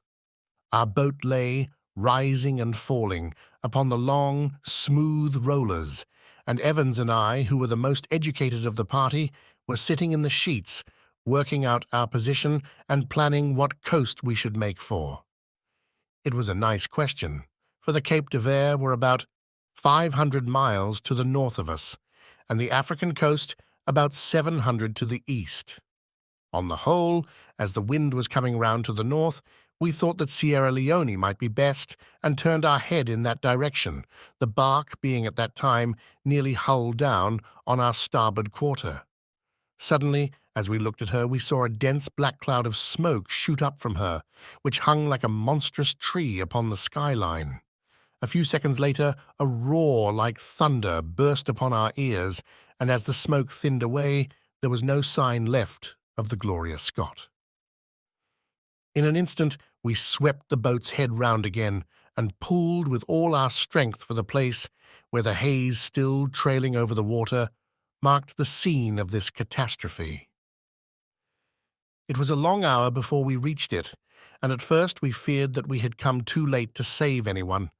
A splintered boat and a number of crates and fragments of spars rising and falling on the waves showed us where the vessel had foundered. But there was no sign of life, and we had turned away in despair when we heard a cry for help and saw at some distance a piece of wreckage with a man lying stretched across it. When we pulled him aboard the boat, he proved to be a young seaman of the name of Hudson, who was so burned and exhausted that he could give us no account of what had happened until the following morning. It seemed that after we had left, Prendergast and his gang had proceeded to put to death the 5 remaining prisoners. The 2 warders had been shot and thrown overboard, and so also had the 3rd mate. Prendergast then descended into the 'tween decks and with his own hands cut the throat of the unfortunate surgeon. There only remained the 1st mate, who was a bold and active man. When he saw the convict approaching him with the bloody knife in his hand, he kicked off his bonds, which he had somehow contrived to loosen, and rushing down the deck, he plunged into the afterhold. A dozen convicts who descended with their pistols in search of him found him with a matchbox in his hand, seated beside an open powder barrel, which was one of 100 carried on board, and swearing that he would blow all hands up if he were in any way molested. An instant later, the explosion occurred, though Hudson thought it was caused by the misdirected bullet of one of the convicts rather than the mate's match. Be the cause what it may, it was the end of the Gloria Scott and of the rabble who held command of her. Such, in a few words, my dear boy, is the history of this terrible business in which I was involved. Next day we were picked up by the brig Hotspur, bound for Australia, whose captain found no difficulty in believing that we were the survivors of a passenger ship which had foundered.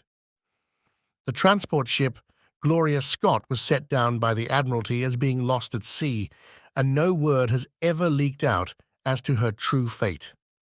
After an excellent voyage, the Hotspur landed us at Sydney, where Evans and I changed our names and made our way to the diggings, where, among the crowds who were gathered from all nations, we had no difficulty in losing our former identities.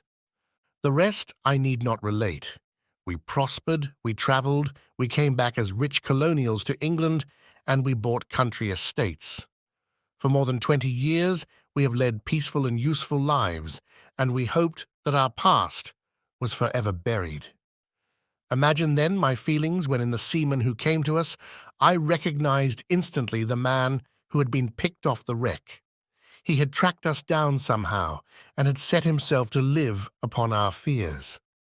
You will understand now how it was that I strove to keep the peace with him, and you will in some measure sympathize with me in the fears which fill me, now that he has gone from me to his other victim, with threats upon his tongue.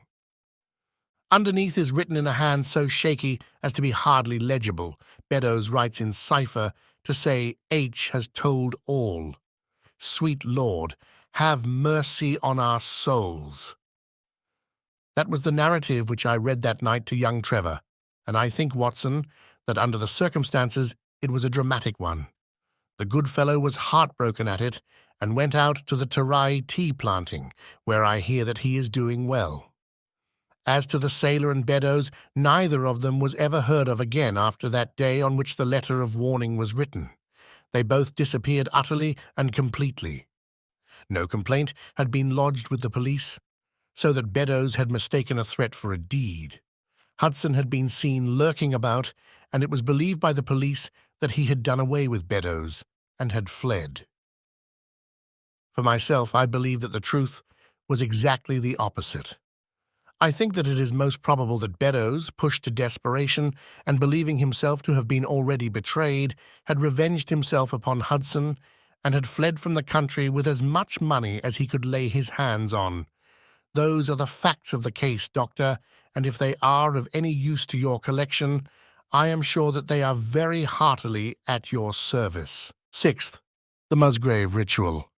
An anomaly which often struck me in the character of my friend Sherlock Holmes was that, although in his methods of thought he was the neatest and most methodical of mankind, And although also he affected a certain quiet primness of dress, he was nonetheless in his personal habits one of the most untidy men that ever drove a fellow lodger to distraction. Not that I am in the least conventional in that respect myself. The rough-and-tumble work in Afghanistan, coming on the top of a natural bohemianism of disposition, has made me rather more lax than befits a medical man. But with me there is a limit, and when I find a man who keeps his cigars in the coal scuttle, his tobacco in the toe end of a Persian slipper, and his unanswered correspondence transfixed by a jackknife into the very centre of his wooden mantelpiece, then I begin to give myself virtuous airs. I have always held, too, that pistol practice should be distinctly an open-air pastime, and when Holmes, in one of his queer humours, would sit in an armchair with his hair-trigger and 100 Boxer cartridges and proceed to adorn the opposite wall with a patriotic VR done in bullet pocks, I felt strongly that neither the atmosphere nor the appearance of our room was improved by it. Our chambers were always full of chemicals and of criminal relics, which had a way of wandering into unlikely positions and of turning up in the butter dish or in even less desirable places. But his papers were my great crux. He had a horror of destroying documents, especially those which were connected with his past cases, and yet it was only once in every year or two that he would muster energy to docket and arrange them. For as I have mentioned somewhere in these incoherent memoirs, the outbursts of passionate energy when he performed the remarkable feats with which his name is associated were followed by reactions of lethargy, during which he would lie about with his violin and his books, hardly moving save from the sofa to the table. Thus, month after month, his papers accumulated until every corner of the room was stacked with bundles of manuscript which were on no account to be burned, and which could not be put away save by their owner. One winter's night, as we sat together by the fire, I ventured to suggest to him that, as he had finished pasting extracts into his commonplace book, he might employ the next 2 hours in making our room a little more habitable. He could not deny the justice of my request, so with a rather rueful face he went off to his bedroom, from which he returned presently, pulling a large tin box behind him. This he placed in the middle of the floor, and, squatting down upon a stool in front of it, he threw back the lid. I could see that it was already a third full of bundles of paper tied up with red tape into separate packages. "There are cases enough here, Watson," said he, looking at me with mischievous eyes. "I think that if you knew all that I had in this box, you would ask me to pull some out instead of putting others in." "These are the records of your early work, then?" I asked. I have often wished that I had notes of those cases. "Yes, my boy, these were all done prematurely before my biographer had come to glorify me." He lifted bundle after bundle in a tender, caressing sort of way. "They are not all successes, Watson," said he, "but there are some pretty little problems among them. Here's the record of the Tarleton murders, and the case of Vambury, the wine merchant, and the adventure of the old Russian woman, and the singular affair of the aluminium crutch, as well as a full account of Ricoletti of the club-foot, and his abominable wife. And here, now, this really is something a little recherché." He dived his arm down to the bottom of the chest and brought up a small wooden box with a sliding lid, such as children's toys are kept in. From within, he produced a crumpled piece of paper, an old-fashioned brass key, a peg of wood with a ball of string attached to it, and 3 rusty old discs of metal. "Well, my boy, what do you make of this lot?" he asked, smiling at my expression. "It is a curious collection." "Very curious, and the story that hangs round it will strike you as being more curious still." "These relics have a history, then?" "So much so that they are history." "What do you mean by that?" Sherlock Holmes picked them up one by one and laid them along the edge of the table. Then he reseated himself in his chair and looked them over with a gleam of satisfaction in his eyes. "These," said he, "are all that I have left to remind me of the adventure of the Musgrave ritual." I had heard him mention the case more than once, though I had never been able to gather the details. "I should be so glad," said I, "if you would give me an account of it." "And leave the litter as it is?" he cried mischievously. "Your tidiness won't bear much strain after all, Watson, but I should be glad that you should add this case to your annals, for there are points in it which make it quite unique in the criminal records of this or, I believe, of any other country. A collection of my trifling achievements would certainly be incomplete which contained no account of this very singular business. You may remember how the affair of the Gloria Scott and my conversation with the unhappy man whose fate I told you of first turned my attention in the direction of the profession which has become my life's work. You see me now, when my name has become known far and wide, and when I am generally recognized both by the public and by the official force as being a final court of appeal in doubtful cases. Even when you knew me first, at the time of the affair which you have commemorated in A Study in Scarlet, I had already established a considerable, though not a very lucrative, connection. You can hardly realize, then, how difficult I found it at first, and how long I had to wait before I succeeded in making any headway. When I first came up to London, I had rooms in Montague Street, just round the corner from the British Museum, and there I waited, filling in my too abundant leisure time by studying all those branches of science which might make me more efficient. Now and again cases came in my way, principally through the introduction of old fellow students, for during my last years at the university there was a good deal of talk there about myself and my methods. The third of these cases was that of the Musgrave ritual, and it is to the interest which was aroused by that singular chain of events and the large issues which proved to be at stake that I trace my first stride towards the position which I now hold. Reginald Musgrave had been in the same college as myself, and I had some slight acquaintance with him. He was not generally popular among the undergraduates, though it always seemed to me that what was set down as pride was really an attempt to cover extreme natural diffidence. In appearance, he was a man of exceedingly aristocratic type, thin, high-nosed and large-eyed, with languid and yet courtly manners. He was indeed a scion of one of the very oldest families in the kingdom, though his branch was a cadet, one which had separated from the northern Musgraves sometime in the 16th century, and had established itself in western Sussex, where the manor house of Hurlstone is perhaps the oldest inhabited building in the county. Something of his birthplace seemed to cling to the man, and I never looked at his pale, keen face, or the poise of his head without associating him with grey archways and mullioned windows and all the venerable wreckage of a feudal keep.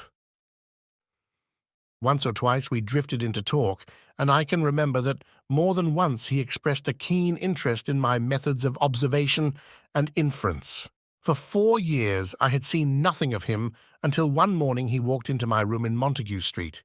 He had changed little, was dressed like a young man of fashion, he was always a bit of a dandy, and preserved the same quiet, suave manner which had formerly distinguished him. "How has all gone with you, Musgrave?" I asked, after we had cordially shaken hands. "You probably heard of my poor father's death," said he. "He was carried off about 2 years ago. Since then, I have of course had the Hurlstone estates to manage, and as I am member for my district as well, my life has been a busy one. But I understand, Holmes, that you are turning to practical ends those powers with which you used to amaze us." "Yes," said I have taken to living by my wits." "I am delighted to hear it, for your advice at present would be exceedingly valuable to me. We have had some very strange doings at Hurlstone, and the police have been able to throw no light upon the matter. It is really the most extraordinary and inexplicable business." You can imagine with what eagerness I listened to him, Watson, for the very chance for which I had been panting during all those months of inaction seemed to have come within my reach. In my inmost heart, I believed that I could succeed where others failed, and now I had the opportunity to test myself. "Pray let me have the details," I cried. Reginald Musgrave sat down opposite to me and lit the cigarette which I had pushed towards him. "You must know," said he, "that though I am a bachelor, I have to keep up a considerable staff of servants at Hurlstone, for it is a rambling old place, and takes a good deal of looking after. I preserve, too, and in the pheasant months I usually have a house party, so that it would not do to be short-handed. Altogether there are 8 maids, the cook, the butler, 2 footmen, and a boy. The garden and the stables, of course, have a separate staff. Of these servants, the one who had been longest in our service was Brunton the butler. He was a young schoolmaster out of place when he was first taken up by my father, but he was a man of great energy and character, and he soon became quite invaluable in the household. He was a well-grown, handsome man with a splendid forehead, and though he has been with us for 20 years, he cannot be more than 40 now. With his personal advantages and his extraordinary gifts, for he can speak several languages and play nearly every musical instrument, it is wonderful that he should have been satisfied so long in such a position, but I suppose that he was comfortable and lacked energy to make any change. The butler of Hurlstone is always a thing that is remembered by all who visit us. But this paragon has one fault. He is a bit of a Don Juan, and you can imagine that for a man like him it is not a very difficult part to play in a quiet country district. When he was married it was all right, but since he has been a widower, we have had no end of trouble with him. A few months ago we were in hopes that he was about to settle down again, for he became engaged to Rachel Howells, our second housemaid. But he has thrown her over since then and taken up with Janet Tregellis, the daughter of the head gamekeeper. Rachel, who is a very good girl but of an excitable Welsh temperament, had a sharp touch of brain fever and goes about the house now, or did until yesterday, like a black-eyed shadow of her former self. That was our first drama at Hurlstone, but a second one came to drive it from our minds, and it was prefaced by the disgrace and dismissal of Butler Brunton. This was how it came about. I have said that the man was intelligent, and this very intelligence has caused his ruin, for it seems to have led to an insatiable curiosity about things which did not in the least concern him. I had no idea of the lengths to which this would carry him, until the merest accident opened my eyes to it. I have said that the house is a rambling one. One day last week, on Thursday night to be more exact, I found that I could not sleep, having foolishly taken a cup of strong café noir after my dinner. After struggling against it until 2 in the morning, I felt that it was quite hopeless, so I rose and lit the candle with the intention of continuing a novel which I was reading. The book, however, had been left in the billiard-room, so I pulled on my dressing gown and started off to get it. In order to reach the billiard-room, I had to descend a flight of stairs and then to cross the head of a passage which led to the library and the gun-room. You can imagine my surprise when, as I looked down this corridor, I saw a glimmer of light coming from the open door of the library. I had myself extinguished the lamp and closed the door before coming to bed. Naturally, my first thought was of burglars. The corridors at Hurlstone have their walls largely decorated with trophies of old weapons. From one of these I picked a battle-axe, and then, leaving my candle behind me, I crept on tiptoe down the passage and peeped in at the open door. Brunton, the butler, was in the library. He was sitting, fully dressed, in an easy chair with a slip of paper which looked like a map upon his knee, and his forehead sunk forward upon his hand in deep thought. I stood dumb with astonishment, watching him from the darkness. A small taper on the edge of the table shed a feeble light which sufficed to show me that he was fully dressed. Suddenly, as I looked, he rose from his chair, and walking over to a bureau at the side, He unlocked it and drew out one of the drawers. From this he took a paper, and returning to his seat, he flattened it out beside the taper on the edge of the table and began to study it with minute attention. My indignation at this calm examination of our family documents overcame me so far that I took a step forward, and Brunton, looking up, saw me standing in the doorway. He sprang to his feet, his face turned livid with fear, and he thrust into his breast the chart-like paper which he had been originally studying. "So," said I, "this is how you repay the trust which we have reposed in you. You will leave my service tomorrow." He bowed with the look of a man who is utterly crushed and slunk past me without a word. The taper was still on the table, and by its light I glanced to see what the paper was which Brunton had taken from the bureau. To my surprise, it was nothing of any importance at all, but simply a copy of the questions and answers in the singular old observance called the Musgrave ritual. It is a sort of ceremony peculiar to our family, which each Musgrave for centuries past has gone through on his coming of age, a thing of private interest and perhaps of some little importance to the archaeologist, like our own blazonings and charges, but of no practical use whatever. "We had better come back to the paper afterwards," said I. "If you think it really necessary," he answered, with some hesitation. To continue my statement, however, I relocked the bureau using the key which Brunton had left, and I had turned to go when I was surprised to find that the butler had returned and was standing before me. "Mr. Musgrave, sir," he cried, in a voice which was hoarse with emotion, "I can't bear disgrace, sir. I've always been proud above my station in life, and disgrace would kill me. My blood will be on your head, sir. It will indeed, if you drive me to despair. If you cannot keep me after what has passed, then for God's sake let me give you notice and leave in a month, as if of my own free will. I could stand that, Mr. Musgrave, but not to be cast out before all the folk that I know so well." "You don't deserve much consideration, Brunton," I answered. "Your conduct has been most infamous. However, as you have been a long time in the family, I have no wish to bring public disgrace upon you. A month, however, is too long. Take yourself away in a week, and give what reason you like for going." "Only a week, sir," he cried in a despairing voice. "A fortnight! Say at least a fortnight." "A week," I repeated, "and you may consider yourself to have been very leniently dealt with."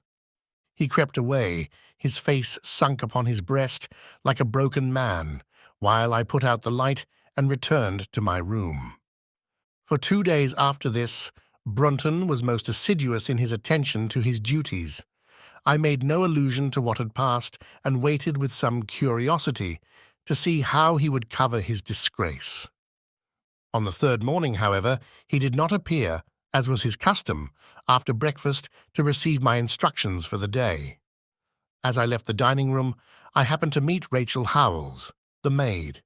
I have told you that she had only recently recovered from an illness and was looking so wretchedly pale and wan that I remonstrated with her for being at work.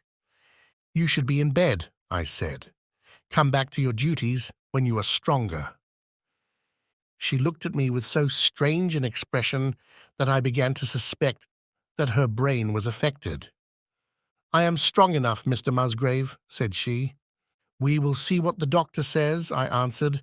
"You must stop work now, and when you go downstairs, just say that I wish to see Brunton." "The butler is gone," said she. "Gone? Gone where?" "He is gone.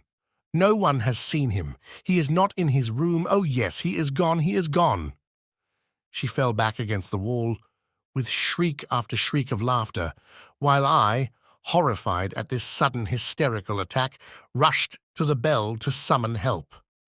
The girl was taken to her room, still screaming and sobbing, while I made inquiries about Brunton. There was no doubt about it that he had disappeared. His bed had not been slept in. He had been seen by no one since he had retired to his room the night before, and yet it was difficult to see how he could have left the house, as both windows and doors were found to be fastened in the morning. His clothes, his watch, and even his money were in his room, but the black suit which he usually wore was missing. His slippers, too, were gone, but his boots were left behind. Where, then, could Butler Brunton have gone in the night, and what could have become of him now? Of course, we searched the house from cellar to garret, but there was no trace of him. It is, as I have said, a labyrinth of an old house, especially the original wing, which is now practically uninhabited. But we ransacked every room and cellar without discovering the least sign of the missing man. It was incredible to me that he could have gone away, leaving all his property behind him, and yet where could he be? I called in the local police, but without success. Rain had fallen on the night before, and we examined the lawn and the paths all round the house, but in vain. Matters were in this state when a new development quite drew our attention away from the original mystery. For 2 days, Rachel Howells had been so ill, sometimes delirious, sometimes hysterical, that a nurse had been employed to sit up with her at night. On the 3rd night, after Brunton's disappearance, the nurse, finding her patient sleeping nicely, had dropped into a nap in the armchair, when she woke in the early morning to find the bed empty, the window open, and no signs of the invalid. I was instantly aroused and, with the 2 footmen, started off at once in search of the missing girl. It was not difficult to tell the direction which she had taken, for, starting from under her window, we could follow her footmarks easily across the lawn to the edge of the mere, where they vanished close to the gravel path which leads out of the grounds. The lake there is 8 feet deep, and you can imagine our feelings when we saw that the trail of the poor demented girl came to an end at the edge of it. Of course, we had the drags at once and set to work to recover the remains, but no trace of the body could we find. On the other hand, we brought to the surface an object of a most unexpected kind. It was a linen bag which contained within it a mass of old rusted and discoloured metal and several dull-coloured pieces of pebble or glass. This strange find was all that we could get from the mere, and although we made every possible search and inquiry yesterday, we know nothing of the fate either of Rachel Howells or of Richard Brunton. The county police are at their wits' end, and I have come up to you as a last resource. You can imagine, Watson, with what eagerness I listened to this extraordinary sequence of events and endeavoured to piece them together and to devise some common thread upon which they might all hang. The butler was gone. The maid was gone. The maid had loved the butler, but had afterwards had cause to hate him. She was of Welsh blood, fiery and passionate. She had been terribly excited immediately after his disappearance. She had flung into the lake a bag containing some curious contents, and these were all factors which had to be taken into consideration, and yet none of them got quite to the heart of the matter. What was the starting point of this chain of events? There lay the end of this tangled line. "I must see that paper, Musgrave," said I, "which this butler of yours thought it worth his while to consult, even at the risk of the loss of his place." "It is rather an absurd business, this ritual of ours," he answered, "but it has at least the saving grace of antiquity to excuse it. I have a copy of the questions and answers here, if you care to run your eye over them."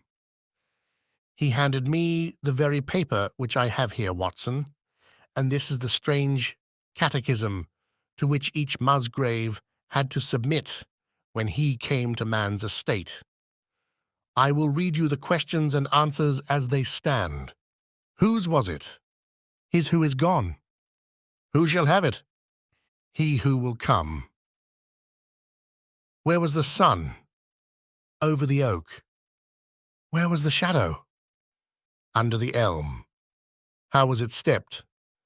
North by 10 and by 10, east by 5 and by 5, south by 2 and by 2, west by 1 and by 1, and so under.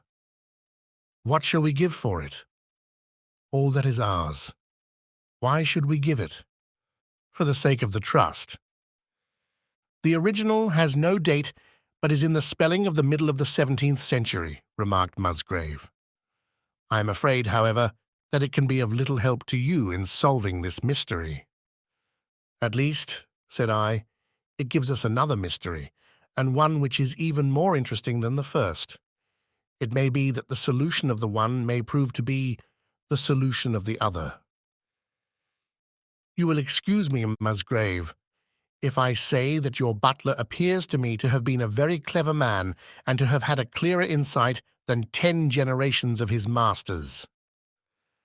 I hardly follow you, said Musgrave. The paper seems to me to be of no practical importance. But to me it seems immensely practical, and I fancy that Brunton took the same view. He had probably seen it before that night on which you caught him. It is very possible we took no pains to hide it. He simply wished, I should imagine, to refresh his memory upon that last occasion. He had, as I understand, some sort of map or chart which he was comparing with the manuscript and which he thrust into his pocket when you appeared. That is true. But what could he have to do with this old family custom of ours, and what does this rigmarole mean? I don't think that we should have much difficulty in determining that, said I. With your permission, we will take the first train down to Sussex and go a little more deeply into the matter upon the spot. The same afternoon saw us both at Hurlstone. Possibly you have seen pictures and read descriptions of the famous old building, so I will confine my account of it to saying that it is built in the shape of an L, the long arm being the more modern portion, and the shorter the ancient nucleus, from which the other had developed. Over the low, heavily linteled door in the centre of this old part is chiselled the date 1607, but experts are agreed that the beams and stonework are really much older than this. The enormously thick walls and tiny windows of this part had in the last century driven the family into building the new wing, and the old one was used now as a storehouse and a cellar when it was used at all. A splendid park with fine old timber surrounds the house, and the lake, to which my client had referred, lay close to the avenue, about 200 yards from the building. I was already firmly convinced, Watson, that there were not 3 separate mysteries here, but one only, and that if I could read the Musgrave ritual aright, I should hold in my hand the clue which would lead me to the truth concerning both the butler Brunton and the maid Howells. To that, then, I turned all my energies. Why should this servant be so anxious to master this old formula? Evidently because he saw something in it which had escaped all those generations of country squires, and from which he expected some personal advantage. What was it then, and how had it affected his fate? It was perfectly obvious to me, on reading the ritual, that the measurements must refer to some spot to which the rest of the document alluded, and that if we could find that spot, we should be in a fair way towards finding what the secret was which the old Musgraves had thought it necessary to embalm in so curious a fashion. There were 2 guides given us to start with, an oak and an elm. As to the oak, there could be no question at all. Right in front of the house, upon the left-hand side of the drive, there stood a patriarch among oaks, one of the most magnificent trees that I have ever seen. "That was there when your ritual was drawn up," said I, as we drove past it. "It was there at the Norman Conquest in all probability," he answered. "It has a girth of 23 feet. "Have you any old elms?" I asked. "There used to be a very old one over yonder, but it was struck by lightning 10 years ago, and we cut down the stump." "You can see where it used to be?" "Oh, yes." "There are no other elms?" "No old ones, but plenty of beeches." "I should like to see where it grew." We had driven up in a dog-cart, and my client led me away at once, without our entering the house, to the scar on the lawn where the elm had stood. It was nearly midway between the oak and the house. My investigations seemed to be progressing. "I suppose it is impossible to find out how high the elm was?" I asked. "I can give you it at once. It was 64 feet. How do you come to know it? I asked in surprise. When my old tutor used to give me an exercise in trigonometry, it always took the shape of measuring heights. When I was a lad, I worked out every tree and building in the estate. This was an unexpected piece of luck. My data were coming more quickly than I could have reasonably hoped. Tell me, I asked, did your butler ever ask you such a question? Reginald Musgrave looked at me in astonishment. Now that you call it to my mind, he answered, Brunton did ask me about the height of the tree some months ago, in connection with some little argument with the groom. This was excellent news, Watson, for it showed me that I was on the right road. I looked up at the sun. It was low in the heavens, and I calculated that in less than an hour it would lie just above the topmost branches of the old oak. One condition mentioned in the ritual would then be fulfilled, and the shadow of the elm must mean the farther end of the shadow, otherwise the trunk would have been chosen as the guide. I had then to find where the far end of the shadow would fall when the sun was just clear of the oak. That must have been difficult, Holmes, when the elm was no longer there. Well, at least I knew that if Brunton could do it, I could also.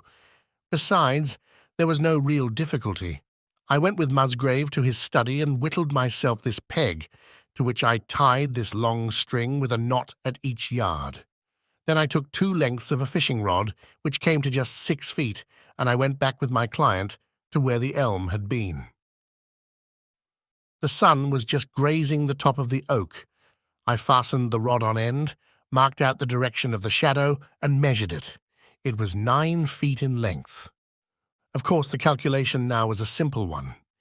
If a rod of 6 feet threw a shadow of 9, a tree of 64 feet would throw one of 96, and the line of the one would, of course, be the line of the other. I measured out the distance, which brought me almost to the wall of the house, and I thrust a peg into the spot. You can imagine my exultation, Watson, when within 2 inches of my peg I saw a conical depression in the ground. I knew that it was the mark made by Brunton in his measurements and that I was still upon his trail.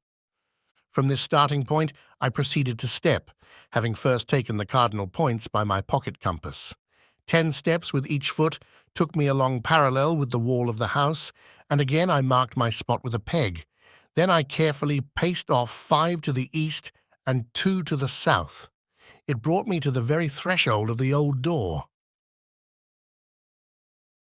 2 steps to the west meant now that I was to go 2 paces down the stone-flagged passage, and this was the place indicated by the ritual.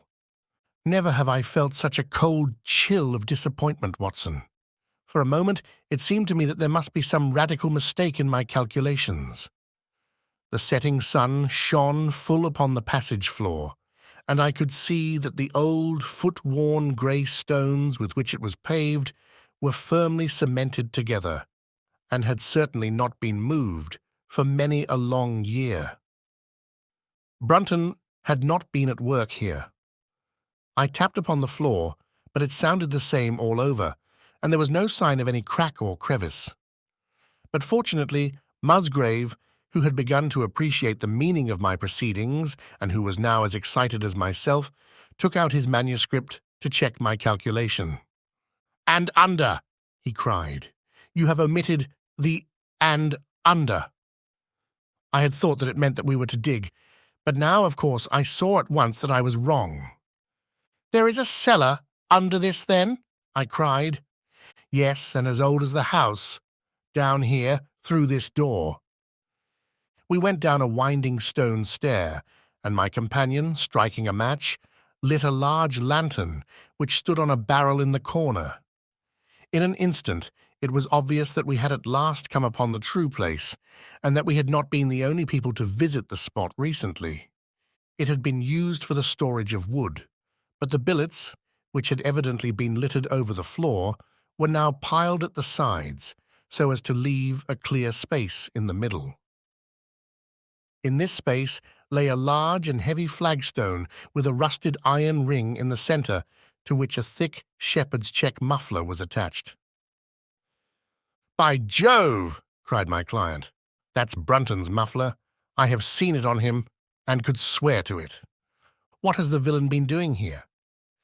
At my suggestion, a couple of the county police were summoned to be present, and I then endeavoured to raise the stone by pulling on the cravat.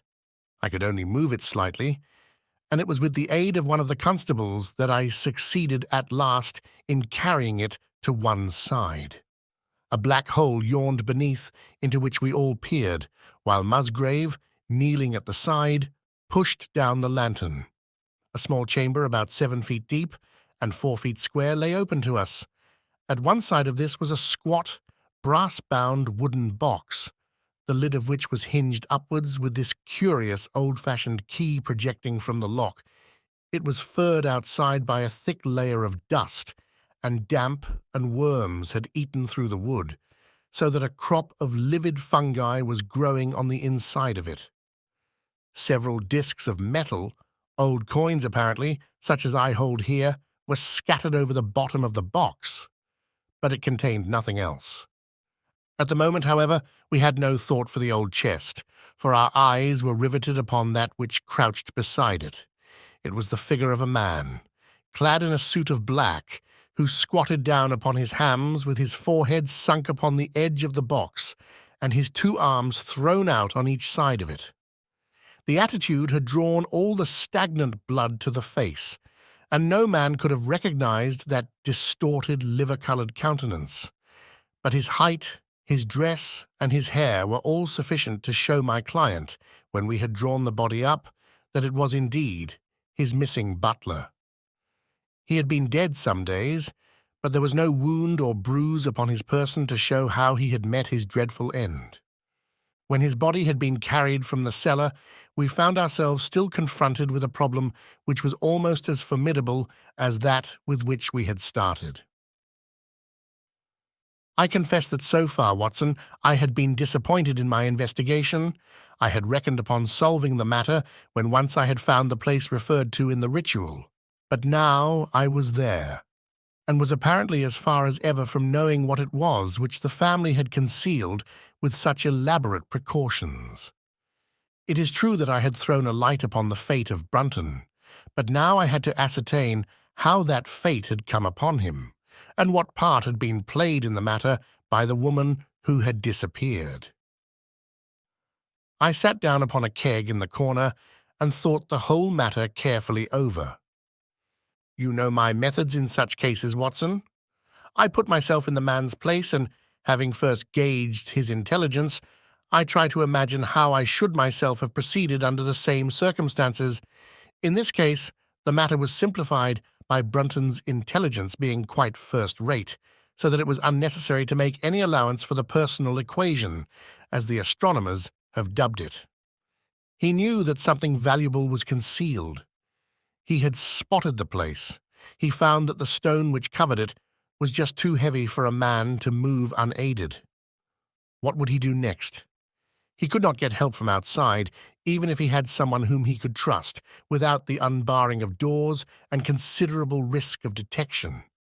It was better, if he could, to have his helpmate inside the house.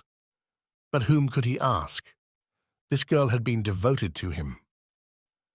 A man always finds it hard to realize that he may have finally lost a woman's love, however badly he may have treated her. He would try by a few attentions to make his peace with the girl Howells, and then would engage her as his accomplice. Together they would come at night to the cellar, and their united force would suffice to raise the stone. So far I could follow their actions as if I had actually seen them. But for 2 of them, and one a woman, it must have been heavy work, the raising of that stone. A burly Sussex policeman and I had found it no light job. What would they do to assist them? Probably what I should have done myself. I rose and examined carefully the different billets of wood which were scattered round the floor. Almost at once I came upon what I expected. One piece, about 3 feet in length, had a very marked indentation at one end, while several were flattened at the sides, as if they had been compressed by some considerable weight. Evidently, as they had dragged the stone up, They had thrust the chunks of wood into the chink, until at last, when the opening was large enough to crawl through, they would hold it open by a billet placed lengthwise, which might very well become indented at the lower end, since the whole weight of the stone would press it down onto the edge of this other slab. So far, I was still on safe ground. And now how was I to proceed to reconstruct this midnight drama? Clearly, only one could fit into the hole, and that one was Brunton. The girl must have waited above. Brunton then unlocked the box, handed up the contents, presumably, since they were not to be found. And then, what happened? What smouldering fire of vengeance had suddenly sprung into flame in this passionate Celtic woman's soul when she saw the man who had wronged her perhaps, far more than we suspected, in her power? Was it a chance that the wood had slipped and that the stone had shut Brunton into what had become his sepulchre? Had she only been guilty of silence as to his fate, or had some sudden blow from her hand dashed the support away and sent the slab crashing down into its place? Be that as it might, I seemed to see that woman's figure still clutching at her treasure trove and flying wildly up the winding stair, with her ears ringing perhaps with the muffled screams from behind her and with the drumming of frenzied hands against the slab of stone which was choking her faithless lover's life out. Here was the secret of her blanched face, her shaken nerves, her peals of hysterical laughter on the next morning. But what had been in the box? What had she done with that? Of course it must have been the old metal and pebbles which my client had dragged from the mere. She had thrown them in there at the first opportunity to remove the last trace of her crime. For 20 minutes I had sat motionless, thinking the matter out. Musgrave still stood with a very pale face, swinging his lantern and peering down into the hole. "These are coins of Charles I," said he, holding out the few which had been in the box. "You see, we were right in fixing our date for the ritual." "We may find something else of Charles I," I cried, as the probable meaning of the first two questions of the ritual broke suddenly upon me. "Let me see the contents of the bag which you fished from the mere." We ascended to his study, and he laid the debris before me. I could understand his regarding it as of small importance when I looked at it, for the metal was almost black and the stones lustreless and dull. I rubbed one of them on my sleeve, however, and it glowed afterwards like a spark in the dark hollow of my hand. The metal work was in the form of a double ring, but it had been bent and twisted out of its original shape. "You must bear in mind," said I, "that the royal party made head in England, even after the death of the king, and that when they at last fled, they probably left many of their most precious possessions buried behind them, with the intention of returning for them in more peaceful times. My ancestor, Sir Ralph Musgrave, was a prominent cavalier and the right-hand man of Charles II in his wanderings," said my friend. "Ah, indeed," I answered. "Well now, I think that really should give us the last link that we wanted. I must congratulate you on coming into the possession, though in rather a tragic manner, of a relic, which is of great intrinsic value, but of even greater importance as an historical curiosity." "What is it, then?" he gasped in astonishment. "It is nothing less than the ancient crown of the kings of England." "The crown? Precisely. Consider what the ritual says. How does it run? Whose was it? His who is gone. That was after the execution of Charles. Then, who shall have it? He who will come. That was Charles II, whose advent was already foreseen. There can, I think, be no doubt that this battered and shapeless diadem once encircled the brows of the royal Stuarts. And how came it in the pond? Ah, that is a question that will take some time to answer. And with that, I sketched out to him the whole long chain of surmise and of proof which I had constructed. The twilight had closed in, and the moon was shining brightly in the sky before my narrative was finished. "And how was it then that Charles did not get his crown when he returned?" asked Musgrave, pushing back the relic into its linen bag. "Ah, there you lay your finger upon the one point which we shall probably never be able to clear up. It is likely that the Musgrave who held the secret died in the interval, and by some oversight left this guide to his descendant without explaining the meaning of it. From that day to this, it has been handed down from father to son, until at last it came within reach of a man who tore its secret out of it and lost his life in the venture. And that's the story of the Musgrave ritual, Watson. They have the crown down at Hurlstone, though they had some legal bother and a considerable sum to pay before they were allowed to retain it. I am sure that if you mention my name, they would be happy to show it to you. Of the woman nothing was ever heard, and the probability is that she got away out of England and carried herself and the memory of her crime to some land beyond the seas.